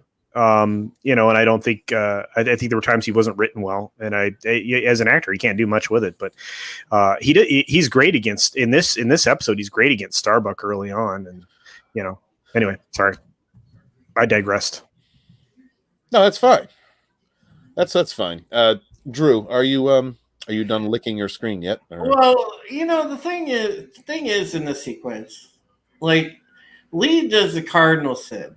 If you're banging a chick, don't ever fall in love with the chick you're banging. No, it wasn't that. It wasn't that. You have to know the difference. If it's gonna be a frigging quickie, knock out that quickie and y'all be on your way. If you get the baby batter out of your brain, you think better. You don't. Man, yeah, you don't do the whole. You don't simp out, and he simped out like this was not a simp move. Simps don't get this far. Oh, that's true. That's true. You're right, Jane. He's beyond that. Yeah, you're right, Jane. But I mean, you don't fall in love with your booty call, is what I'm trying to say. And Starbuck pretty much says, dude, you're quick lay. What the fuck is wrong with you? Oh my god. And well, they're friends, they're co-workers, there's all this stuff. I mean, yeah. Right. I mean, look, we've all been in that situation. I'm sure that there's a number of us in chat or friggin' on the panel. We banged a coworker before. It happens, but Oh, don't get that's probably what she was thinking. She was like, "You're a dude. Why is this a problem?" right. Yeah, probably, Jane. Because Starbuck is an alpha. Well, I will say that during the sequence, you see flashbacks to Anders and her time with Anders, I believe. Yeah. I think so. Well, she still got Anders on her mind. I think Lee can tell that. He can tell they know each other so well. He knows something's wrong, and he knows this isn't really her in this moment. It's just doesn't mean anything. But And he that's was what he just wants. doing He wants this it to with mean a whole something. other person. He did this exact thing last episode. Yeah, but he was paying it. You know, he was paying for it. Right? It's different. Look, I'm gonna give both. You cannot separate love and sex. He's still better than Gaius, right? Because when Starbuck the lion tackled Gaius the gazelle and absconded with his penis, she also was thinking about somebody else at that time. Yes, but there's a separation. I'm sorry, and this is going to go to a bigger part of like life. But yes, to me, there's a separation between love and sex. Sometimes you can have just sex. And sometimes when it's great, don't get me wrong, when it's intertwined with love and you have a love connection with the person that you're with and you have that special bond. But if you don't have that, if it's just a physical relationship, it's just a physical relationship. Oh, God. Don't get the fucking shit twisted. You don't have to.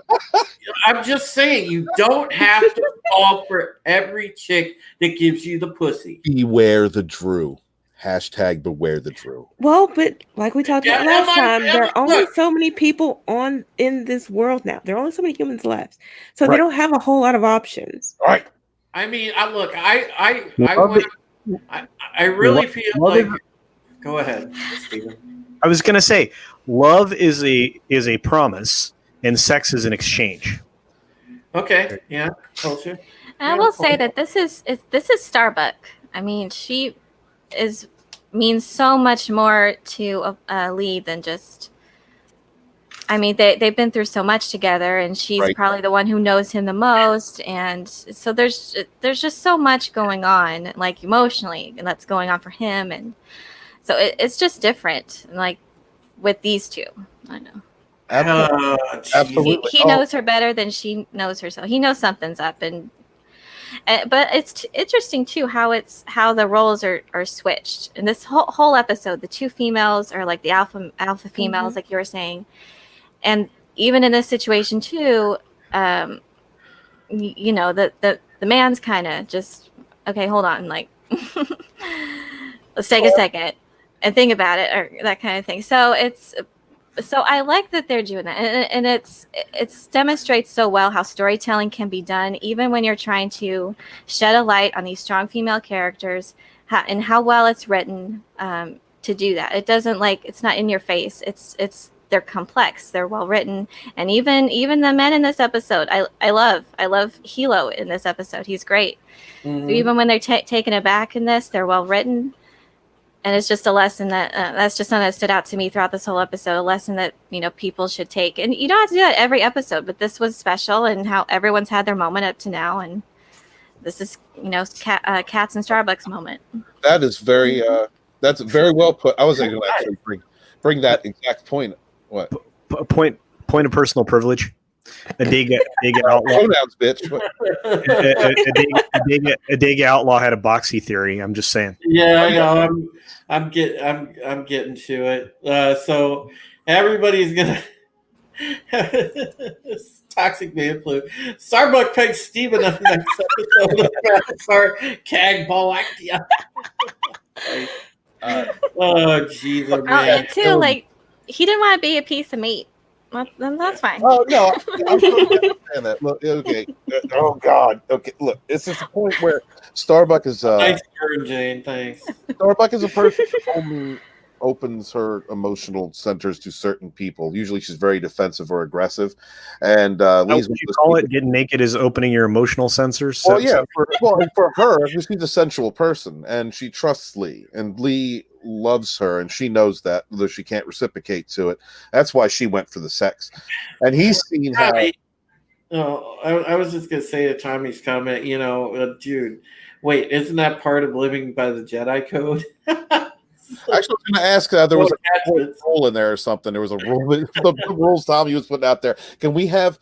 Yeah, can we have a list of Drew rules to live by, or something like that? Oh, we have them. Tommy was laying them out. There's like several of them. Very funny, Bad Bunny.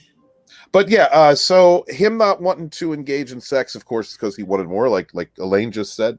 And it's also because he's actually above it all, looking after his friend's mental and emotional well-being. There's something troubling her that he sees, and he wants to know what the problem is with his friend, this person that he loves more than he wants to bang her. Think funny, but that's what it is. And she doesn't want to talk. She doesn't want to not talk. Well, the gazelle. No, bitch, that dick belongs to me. Thank you. What the fuck? Yeah. True. All right, here we go. Go ahead, Culture, since you're reading the Boxy theory. Boxy theory.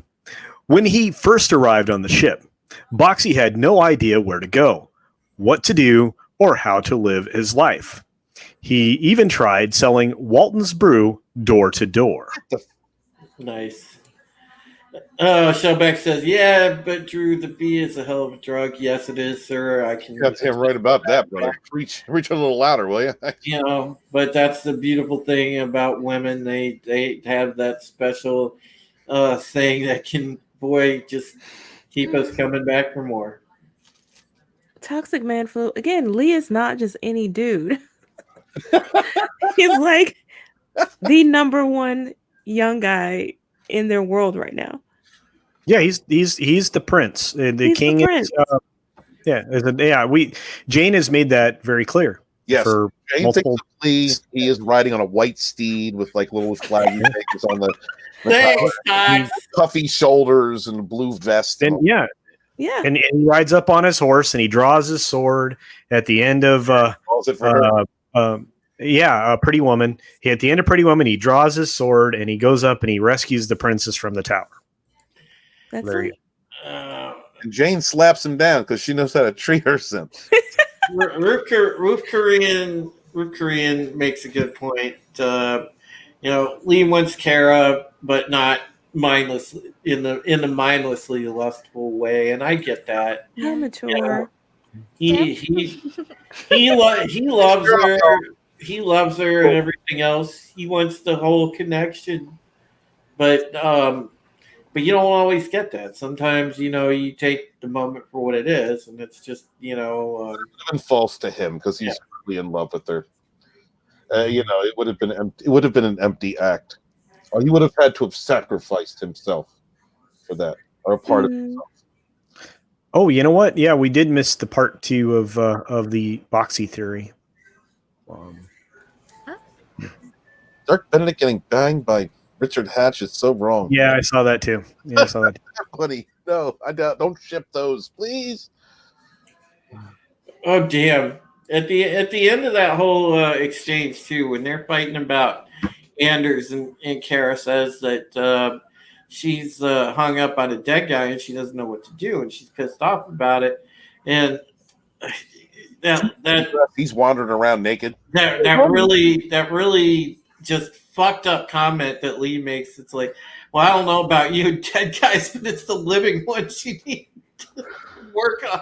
Yeah, she just slaps him, and then she does like the whole like really just confused, and this is like I've had this type of thing happen, like arguing with a woman before, where I've literally been slapped and then kissed at the same time. Right. What the fuck? Beware the Drew. Beware it, lady.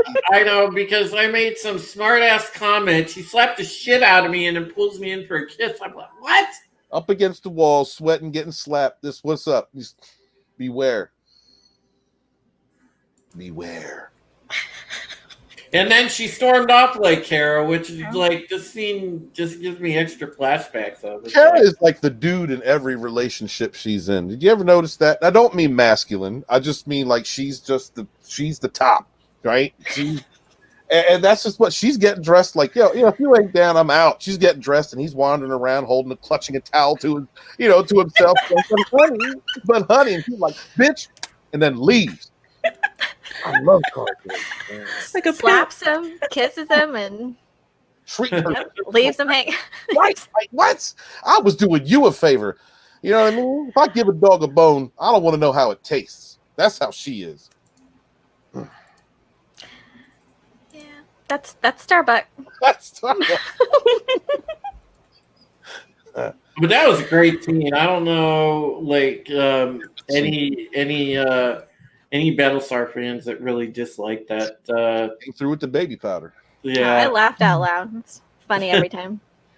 All right, so we got the second half of that Boxy series. So let me highlight that real quick, and we'll have. Oh God! Don't sound so excited about it. God. Oh, it's just a Dega. No, I'm kidding. It's just a Dega. He's been here since the beginning. Go ahead, Culture. Boxy finally found his place in life and ultimate fulfillment.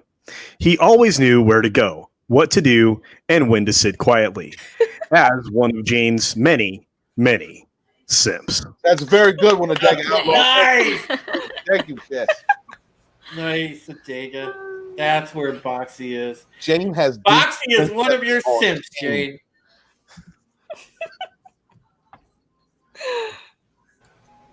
That's awesome. Hey guys, just feel like look that they know. If Jane comes in the room and says, "Hey guys," and they all just get down like right on their feet, right on their hands and knees, like yes, mistress. 42 ounces of freedom. What? What in the? Jesus Christ. Every time I highlight one of these, you just hear like Elaine and Jane just squeaking away laughing. It's great. Because they have that little kind of squeaky, like, I know I'm guilty, but ha ha ha, that was funny as fuck laugh. And it's great, like, every time. You know what? I'm going to say this right now because all our friends are in the chat. I don't know why I did this, but I made Ryan Johnson, or what is that? God, Steven all beat up Ryan Johnson and model my channel. I want to see how that works out. What do you guys think? That's gonna be great. That'll be hilarious. Yeah, just let me know if I was a good decision or a poor decision. Well, he paid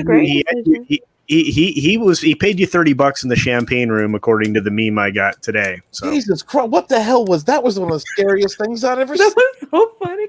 That's not funny. Well, I'm getting my share of shade tonight too, Steven.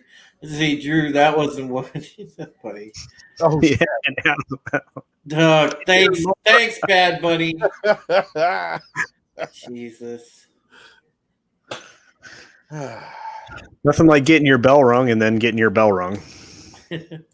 No, making you a mod was a good idea, Toxic. Stop. No, I made Toxic a mod too because he deserves it. Toxic is funny. Yeah. Mm-hmm. He is funny. That's the best thing. You just make one of the greatest trolls one of your mods.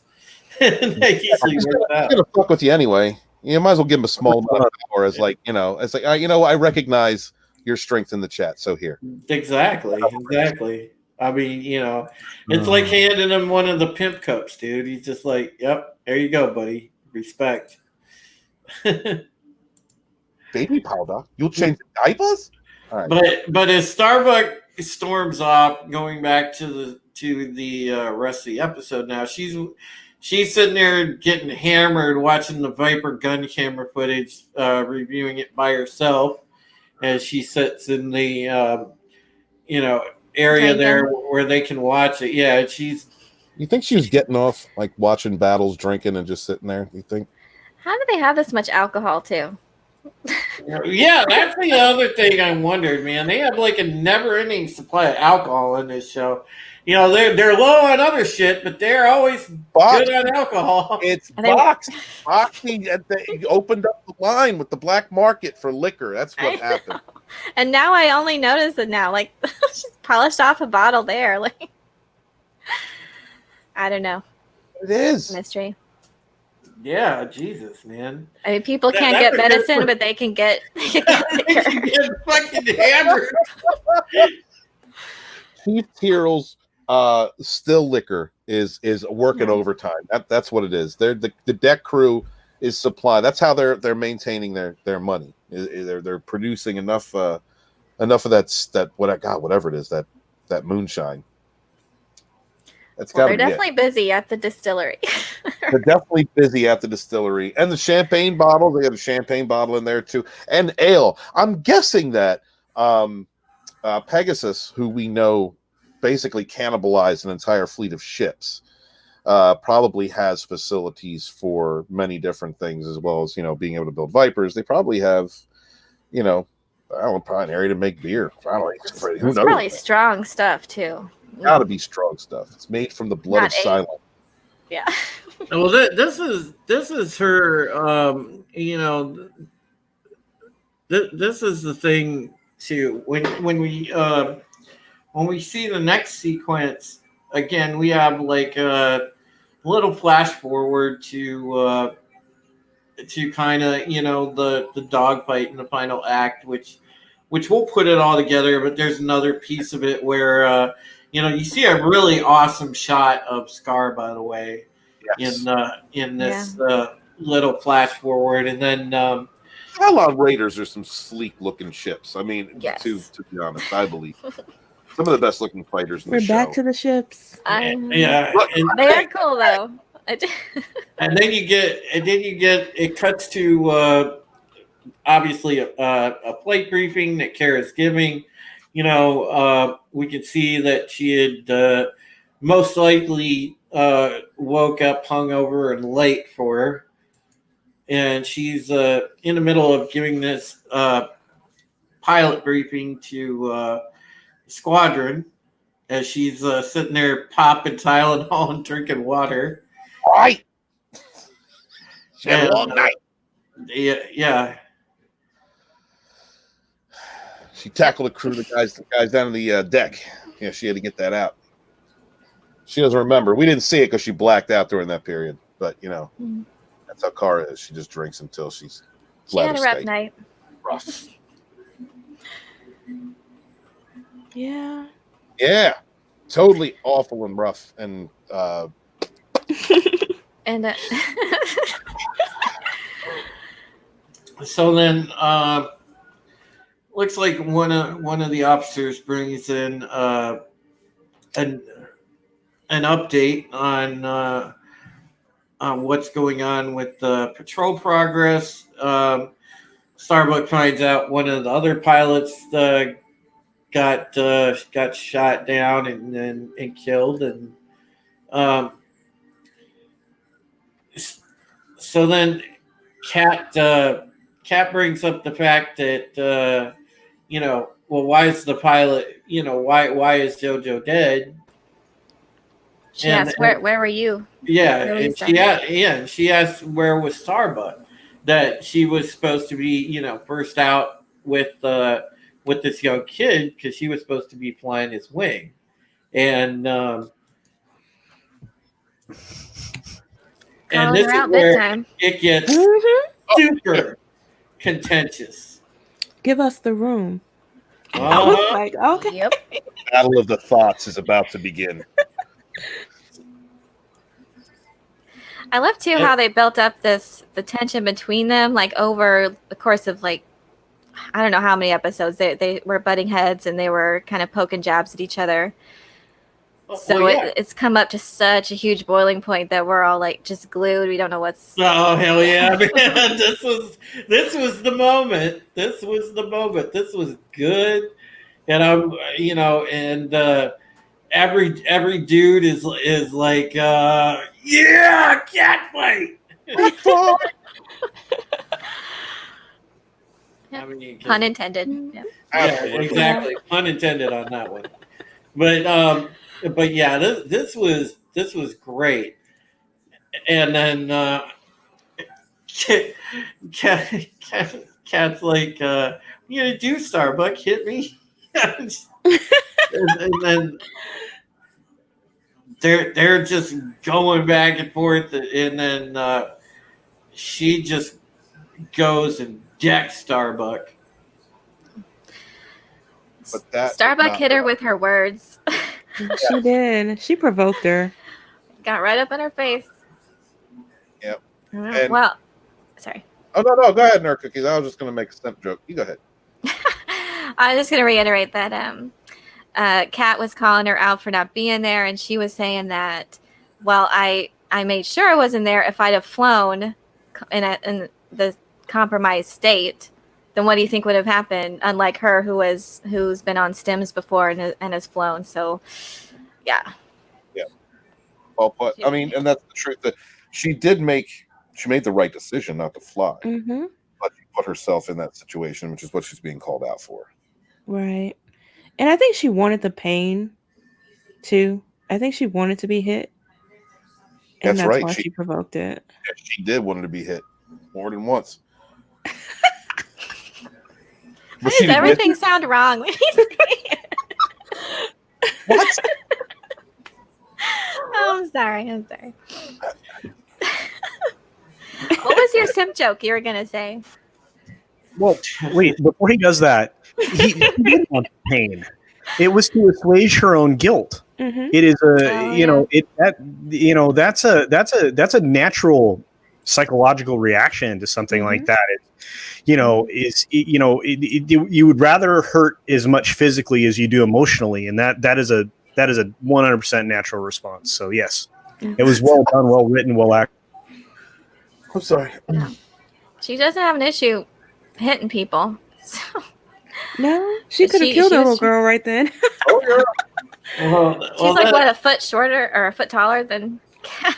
When Kara stood up, like she had the high ground initially, and Kara stepped up, towering over. Well, they were both before Kat actually threw the punch. I mean, those fucking jabs they were throwing at each other like just bombs, like yeah, like Kat's like, you used to be the hottest stick in the fleet, now you're just a regular drunk. But Kara was like, and Kara listened. She listened. She let her say what she had to say. Then she basically called her a bitch and a coward. Like, damn, she called her a coward too. Yes, because she's like, you're just afraid you're gonna wind up like nobody, like that dead dude's girlfriend. Exactly, and you're scared.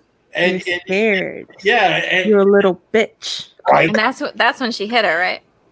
Yeah. Yep. Right. Yeah. Now we're getting to the meat of it. That's right. Toxic Man Flu. I love and hate you at the same time. Very rarely there are things you say that make me just burst out in laughter. Like Steven's rectum breaks like a dam for coffee. That's what? What the fuck? Oh, Toxic. Put some imagery into that one, Toxic. Oh, Jesus, man. Imagery. What was next? Oh, yeah, Lee walked in. Yeah, Lee walks in and oh God. And puts them together. Oh, Jesus. Lee basically put them in a get along shirt. Right. He did, and it's like long shirts. He is so professional. Guys, Jane has it bad for Lee. I mean, it is naked lust right there, naked. Put him in a get along shirt. Well, yep. He did, and it was a smart move. Absolutely, Jane. I completely concur. So, yeah. Did you say your sim joke? Or No, I forgot it. And you know what? The moment passed anyway. I've been. All right. Oh, I'm sorry. Oh no! Passed, that invites many intimate jokes. Sometimes you got to think about what you say, my friend. You're just serving them up. What are you talking about? Jesus, Oh, Tommy. All right, so Jane puts Adama in a get along shirt with her, and then what's the next? What's the next scene? Captain Crackers. I can't remember. Anybody? No, well, you get the whole. They don't go. Do they go out and?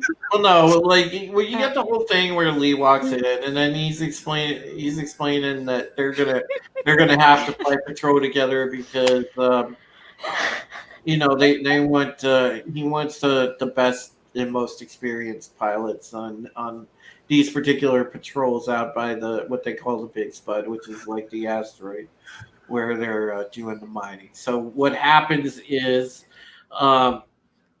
Kat begins to protest for a second. She almost oversteps. And then Lee's just like, yeah, skids up in 49 minutes. Like emotions are running high. Yeah, that kind of just shuts that down because he's like, yeah, you're going. He's also stung emotionally. All right, he had to reject the poontang from this woman because she didn't love him. And that he's still hurt. He's still stinging. I know. Inside. He's like He's so confused. Lee has a full simp moment where he's like, Kara, is everything all right? Like, come on, dude. Really? Yep. Beware the. It's like, but his simp moment. I don't know. But moment. But then we cut to a scene with Kat checking out the memorial wall. She puts a picture of the dead guy's girlfriend on the wall. And then cuts over to Starbucks Viper. She's getting ready in pre-flight. And well, hold on just for a second. I'm sorry. I don't mean. I just want to pause this just for a second. The impact that those hallways have on this show. We've seen it before. Oh, the memorial hallway? Yeah.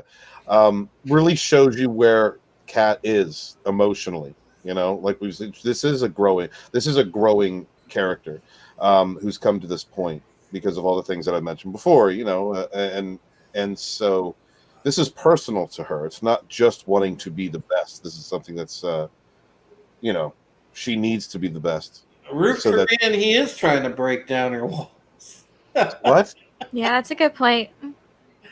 He had a chance to break down her walls from the front, from the back, from the side. He could have seen them if he wanted to. From the front, bro. Very emotional wall. Very much. He had all the balls for the walls, and he didn't put them balls for the walls. She asked for her oil to get changed, and then he refused to do so. I'm sorry. He was trying to be a gentleman. Hey, who's talking about fat fingers and Dakin? Is this turning into an episode of Pat Albert? It's Albert. Okay. I didn't know. You want him? Oh God, man, that's back in the day. All right, so I can do the Kool-Aid Man too. Nice. Oh yeah. Exciting stuff. Cookie Monster. Oh, do the Cookie Monster. C is for cookie. That's good enough for me. C is for cookie. That's good enough for me. C is for nerd cookies. That's good enough for me. Oh, cookie. Start with C. Thank you. I refer to myself sometimes as Cookie Monster, so I had to get that. Well, hold my finger. Right, let's go. Yeah, I used to practice all that. Yeah.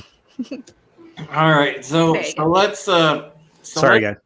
So let's bring home the final little bit of the episode. So we finally get to see this big dramatic dog fight between Scar and Starbuck. And what happens is, Starbuck is obviously thinking about everything, and she's just flying distracted. And Scar gets an initial strafing pass on her, really kind of does some damage on her controls. And then Scar and Starbuck are going square at each other. And it's really dramatic because, you think this is the end for Kara. And then all of a sudden, Kat's like, pleading with her on the radio, like, wake the fuck up. Because if you don't, you're dead. And then finally, Kara snaps out of it. You think she's not going to snap out of it at first, but then she finally does snap out of it. And Kara's response is like, all right, you fucking stim junkie, I'm going to put him right in front of you. Don't miss the shot. And then Kat takes the kill shot and no more Scar. Kat uses the same damn tactic that Scar had been using too, which was pretty poetic. Oh yeah, right into the yep. Yeah, right into his blind spot. Right in front of him. Mhm. And then, you know what? That was also Starbuck being experienced and seasoned enough to put aside her ego to work with her wingman. And what snapped her out of it was thinking about Anders. Well, and the fact that he still could be alive. Yes, I mean, absolutely, that was it. But as soon as she snapped into it, then she was attacked. She was tactical again. There was no ego between her and Kat. There was no competition. This was destroying the target. And she knew how to do that. And it was going to be Kat getting the kill. She didn't let her ego get in the way. I think that just shows, in the end, her character as far as, being a battle commander. So, bravo to her and Kat getting the kill the same way that the Scar had been setting up the other Nuggets and the other fighters. Good for them. But yeah, and it was the completion of her story, in this episode, which was just the real letting go of fear and embracing the hope. Dude, the kill on Scar was awesome because like that whole action sequence, the kill on Scar when the Raider actually broke up, like because you could see the biological part of it and everything, even though like the wreckage was also sitting there on fire. I mean, it was just like, damn, that was such a good. All the visual effects in the show were just so good. Yeah, I agree. I like that part too, because I'm not sure if before we ever saw like biological material, like it's usually just explosions, maybe perhaps, but you really felt that this Cylon Raider was a person, and we got to know him over the course of this episode and what he's gone through, and even in its death, you could tell it was actual biological being, and it meant something. Yeah. And then when he's dead now. He's not suffering. Y'all know every time Jane mutes, she's laughing and getting in trouble with that. You know that's what's happening, right? Oh, we yeah. know. We know. Oh no, please don't stop. Go ahead. Continue. Yep, there she goes. Okay. Culture changed the conversation. Save us. What? Well, the best comment I think that we completely ignored is again from Roof Korean about the actual conversation between Kat and Starbuck before the engagement, where Starbuck says, "Careful, Kat. This is where." Oh my goodness! BB and JoJo bought it. Yeah, and I'm like thinking, it's a perfect setup. The way that the writers do every episode, especially more, the way that this all was happening. What's coming, but it is, this is going to happen, but it's beautifully set up. The line of dialogue is there. What Drew was talking about with what happens with Kara in the cockpit and her flashback to Anders, because she was willing to bite the farm. You know, she was willing to just eat it. You know, playing chicken with the Cylon, takes out the Cylon, eliminates the threat for the fleet, but she dies. So, you know, and obviously they're both engaged in a collision. She turns up, perfectly timed, you know, crossing shot for Cat to make. It was brilliant. Just everything about the way this happened was brilliant in my opinion. But you know, and then we're gonna lead right into the next scene. I mean, you have this emotional thing, and like I think Nerd Cookie, so like Elaine was talking about, we felt this death. It was a visceral thing for Scar, you know, and she's right. I don't think we'd ever seen biological material with those explosions before. So this was a living being to us as an audience member. So that was really cool. But when you get back, you know, when you get back to the ship, which is where the next part goes, you know, you get a sense of the elation that the crew is about to express. So this is and these scenes that follow along. So this is cool stuff. Yeah, I mean, you know, because basically they've shot down an enemy ace. They've taken out you know, because the rest of the complement of Raiders has taken a hit, obviously, because they lose some semblance of I guess what am I looking for here? I guess they lose some semblance of like being on the same page, like together, because even the Raiders as machines still have a certain element of harmony when they're grouped. And if you take out, you know, a leader like Scar, because obviously it was a lead Raider, probably. You know, that disrupts it, and it makes them easier to take out. So yeah, it was a big victory for them, and getting you know, keeping the mining ship safe so they could get the materials they needed as well. And so yeah, there was a huge celebration. Of course, Kat got her title as Galactica Top Gun. Starbuck acknowledged that by pouring the liquor in her cup. And then, of course, Starbuck did a touching toast to the lost pilots that they've had so far. Yeah. And then pretty much that's our episode, other than for a final scene between her and Hilo in the gym. And then Hilo explaining to her, see, you know, basically you have something to live for now, because, you know, Anders is probably out. Yeah, Hilo's a cool bro. He's a cool bro. Yeah, he's the good male friend. Yeah. Yeah, it demonstrated so well to how it concluded with Starbuck. I mean, Kat took the shot, but Starbuck's the commander. She's the top dog still. She remembered all the ones that fell before.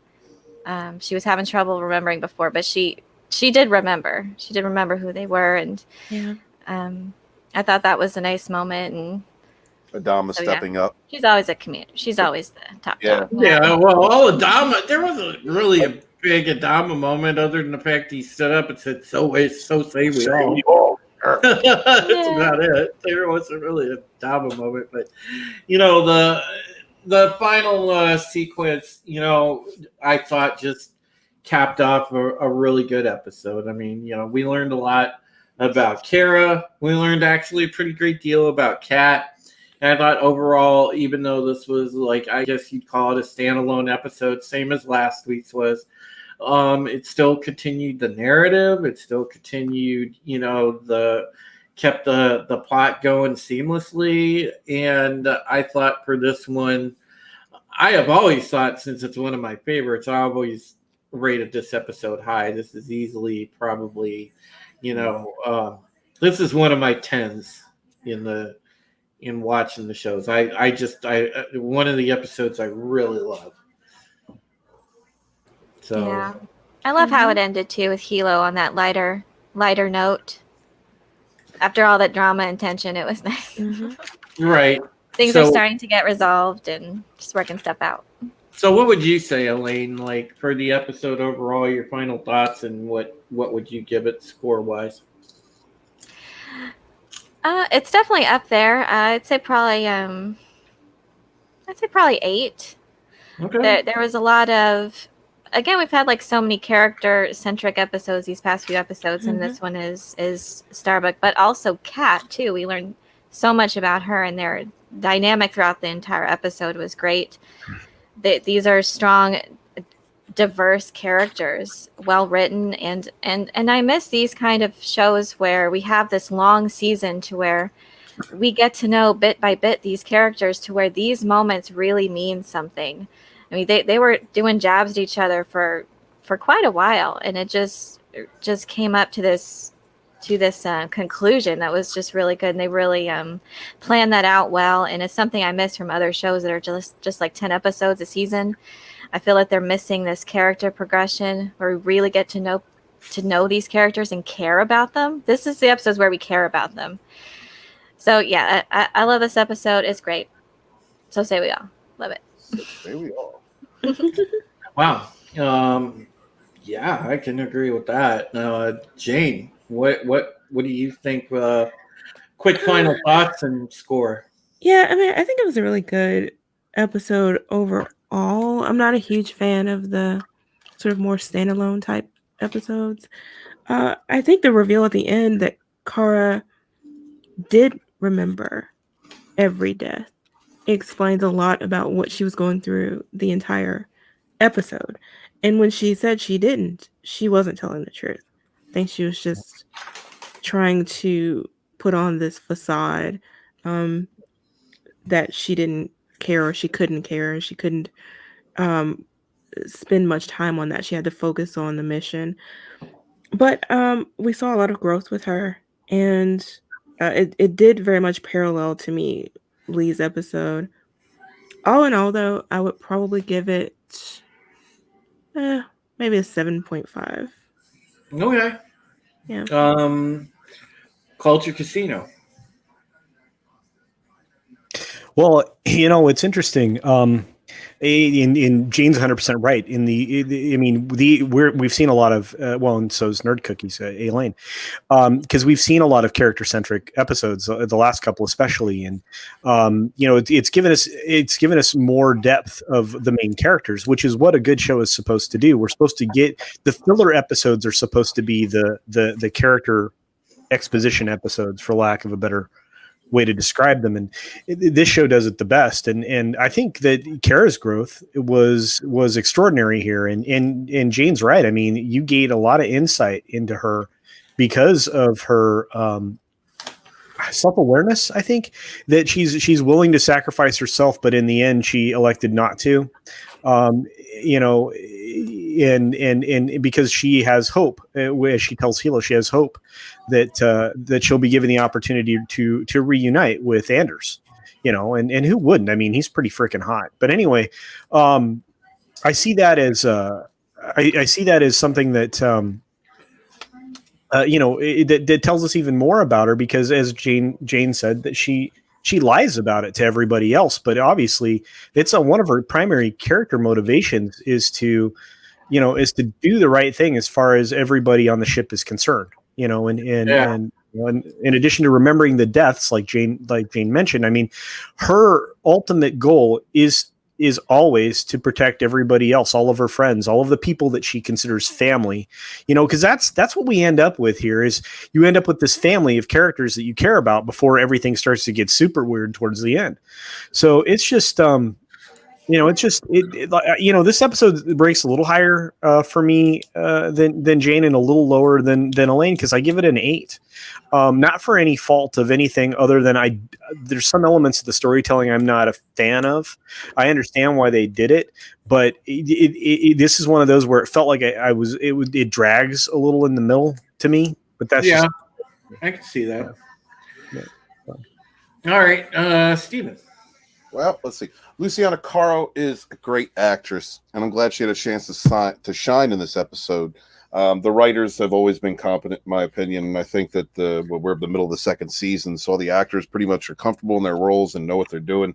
So to see her come along and take a central part in this episode, this was was good because she stepped up to the plate, and I loved everything about Kat in this episode, how the character was portrayed, their interactions with Starbuck. Starbuck is she's sexually frustrated this entire episode, she's thinking about Anders and missing that passion, and she reaches out to Lee, who's he's been changing oil for the last few months, so he pays for it proper. He's a good simp, and Cara didn't get what she needed from him, but what she did get was hope, and that came from another male character. She tends to reach out to male characters in her lives. I think that's because of the relationship she had with her father, that terrible relationship with her father, and so she really only makes friendships with men that she is really comfortable with. Other than that, she just pretty much takes them. Like I said, tackles a gazelle whenever she wants one. She doesn't really put much thought into relationship with men, and when she does, it's very serious to her. So she's very connected to Anders and the fact that he's missing. She's connected to Lee because Lee loves her, and they've been through so much, and she was his sister, or going to be his sister-in-law at one point. But also Hilo, we get to see the relationship that she has with Hilo, and he's really kind of the hero of this, and as far as changing Kara's direction, because he's the one that's been talking to her about what's been going on in her head. So I give this episode, I give it a 9, because I enjoy seeing series pay homage to what came before them. So having Scar as this character and writing this basically character with no lines so well, giving him a personality, I thought that was just really good. I enjoyed it. The only complaint that I have is the shots to the end of the show over and over again throughout the episode. That's a little jarring. Not jarring as in I couldn't handle it, but just it just didn't seem a little too many flash forwards for flashbacks. You give us one at the beginning and then give us the full story at the end. You could have done it that way. Right. But the drama to that was good. So yeah, give it a 9. And with a special clap to Luciana Caro. She did a really good job in this episode. All right. Well, I will go around the horn now, guys, because we're getting ready to wrap up, say goodnight. So thanks to everybody for watching. Thanks for all the funny comments in the chat and everything else. You guys are the best chat on YouTube, and I appreciate each and every one of you that show up all the time for the Pegasus Actual streams. And I have a great time doing these together with the people on the panel because, hey, when you enjoy the company of friends and you got a chance to talk about entertainment that you enjoy, nothing beats that. So here we are.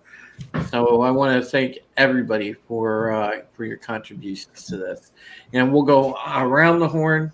Like I said, let everybody advertise their stuff. So start off with Nerd Cookies. Go ahead. My channel's Nerd Cookies. So I do sci-fi and fantasy news and lore content with upcoming projects like Dune and Amazon Lord of the Rings. I'm working on a new video right now about the Foundation series. So if you're interested in that, come check it out. Thank you. All right. Thanks. Hey guys, you can find me here on YouTube where I post weekly movie and television reviews every Sunday at 6 Central, as well as some occasional pop culture news and commentary. You can also find me on Twitter and Instagram at Jane Theory. Culture. Oh, me? I have a small YouTube channel, and I'm starting to catch up to Lorena in the number of streams I participate in every week, but I will not bore you. I will tell you that the people you should be subscribed to are here on this panel. I strongly suspect all of you, are subscribed to all of us, but if you're not, please consider doing so. But these folks are fantastic creators, and they deserve your support. And even though Elaine is, too big for all of us now, she's just huge. Elaine's Yeah, her star is rising. Her YouTube channel is growing. So but be sure you're subscribed to all of us, and especially these folks. I appreciate them all. I consider them all very, very good friends, and I'm very thankful that we have all of you, because without you, we wouldn't be here. And I know Steven says that as well. So thanks so much for being here, guys. I appreciate it. Yeah, you guys are all awesome, and we do truly all appreciate you. So yeah, make sure that you check out Culture Casino, sub to his channel, and of course, the last but not least, my boy, author Stephen Walton. Go right ahead, sir. Oh, thank you very much for coming out. I appreciate seeing you guys. I believe that we have Rogue Entertainment on John Talks this Saturday. I believe so. And then that's the last show I'm going to be on for a while because I'm going on vacation. I'll be gone for 2 weeks. So TR4 is going to be on Final Death Star's channel, and Rogue Entertainment over the next 2 weeks after this one will be on Jane Theory and Sporky News Podcast. So please check them out. Give them a sub if you haven't already. Sub to everybody on the panel. Thank you to you guys for showing up. Really appreciate you. You know, some of you names, we've seen you guys since the first episode we've done. Some have come on along the way, but all of you make this show what it is. We really appreciate you guys being here and all the jokes and interaction that you have. Even Jane, when she becomes an a-hole and goes into the chat and stirs up trouble. But hey, you gotta hey guys, you gotta take it for bad. So I love y'all. Thank you for showing up. Awesome panel. Please sub to everybody, and you have a great night, man. That's better. True. On you, buddy. Yeah, and you can catch me on Bounding into Comics. You know, you can read that great article, like we used that article that I wrote at the beginning of this stream. You know, I tend to write every once in a while, so pay attention and watch Bounding into Comics for new and interesting content daily on that website. I also have sickestofall.com, which I own, and which people are doing plenty of writing for again, which I'm happy about. And then we have the YouTube channel, which of course you can follow me and sub here. And you know, we've always got our favorite show on Thursdays, which is the Pegasus Actual Podcast. And honestly, this is really unique. It's unlike any other review show because I don't know. I just feel incredibly blessed and lucky to have the panel that I do because everybody brings it strong and everybody cares about the material. They care about this fandom. And you guys, the fans in the chat, you guys care the most, and that inspires us in turn. So thank you much. Yes, it does. So, hey, for till next week. Wash your hands, wash your ass. Yep, exactly. And take care of yourselves and each other. So say we all. Say we all. We all. Wash your ass.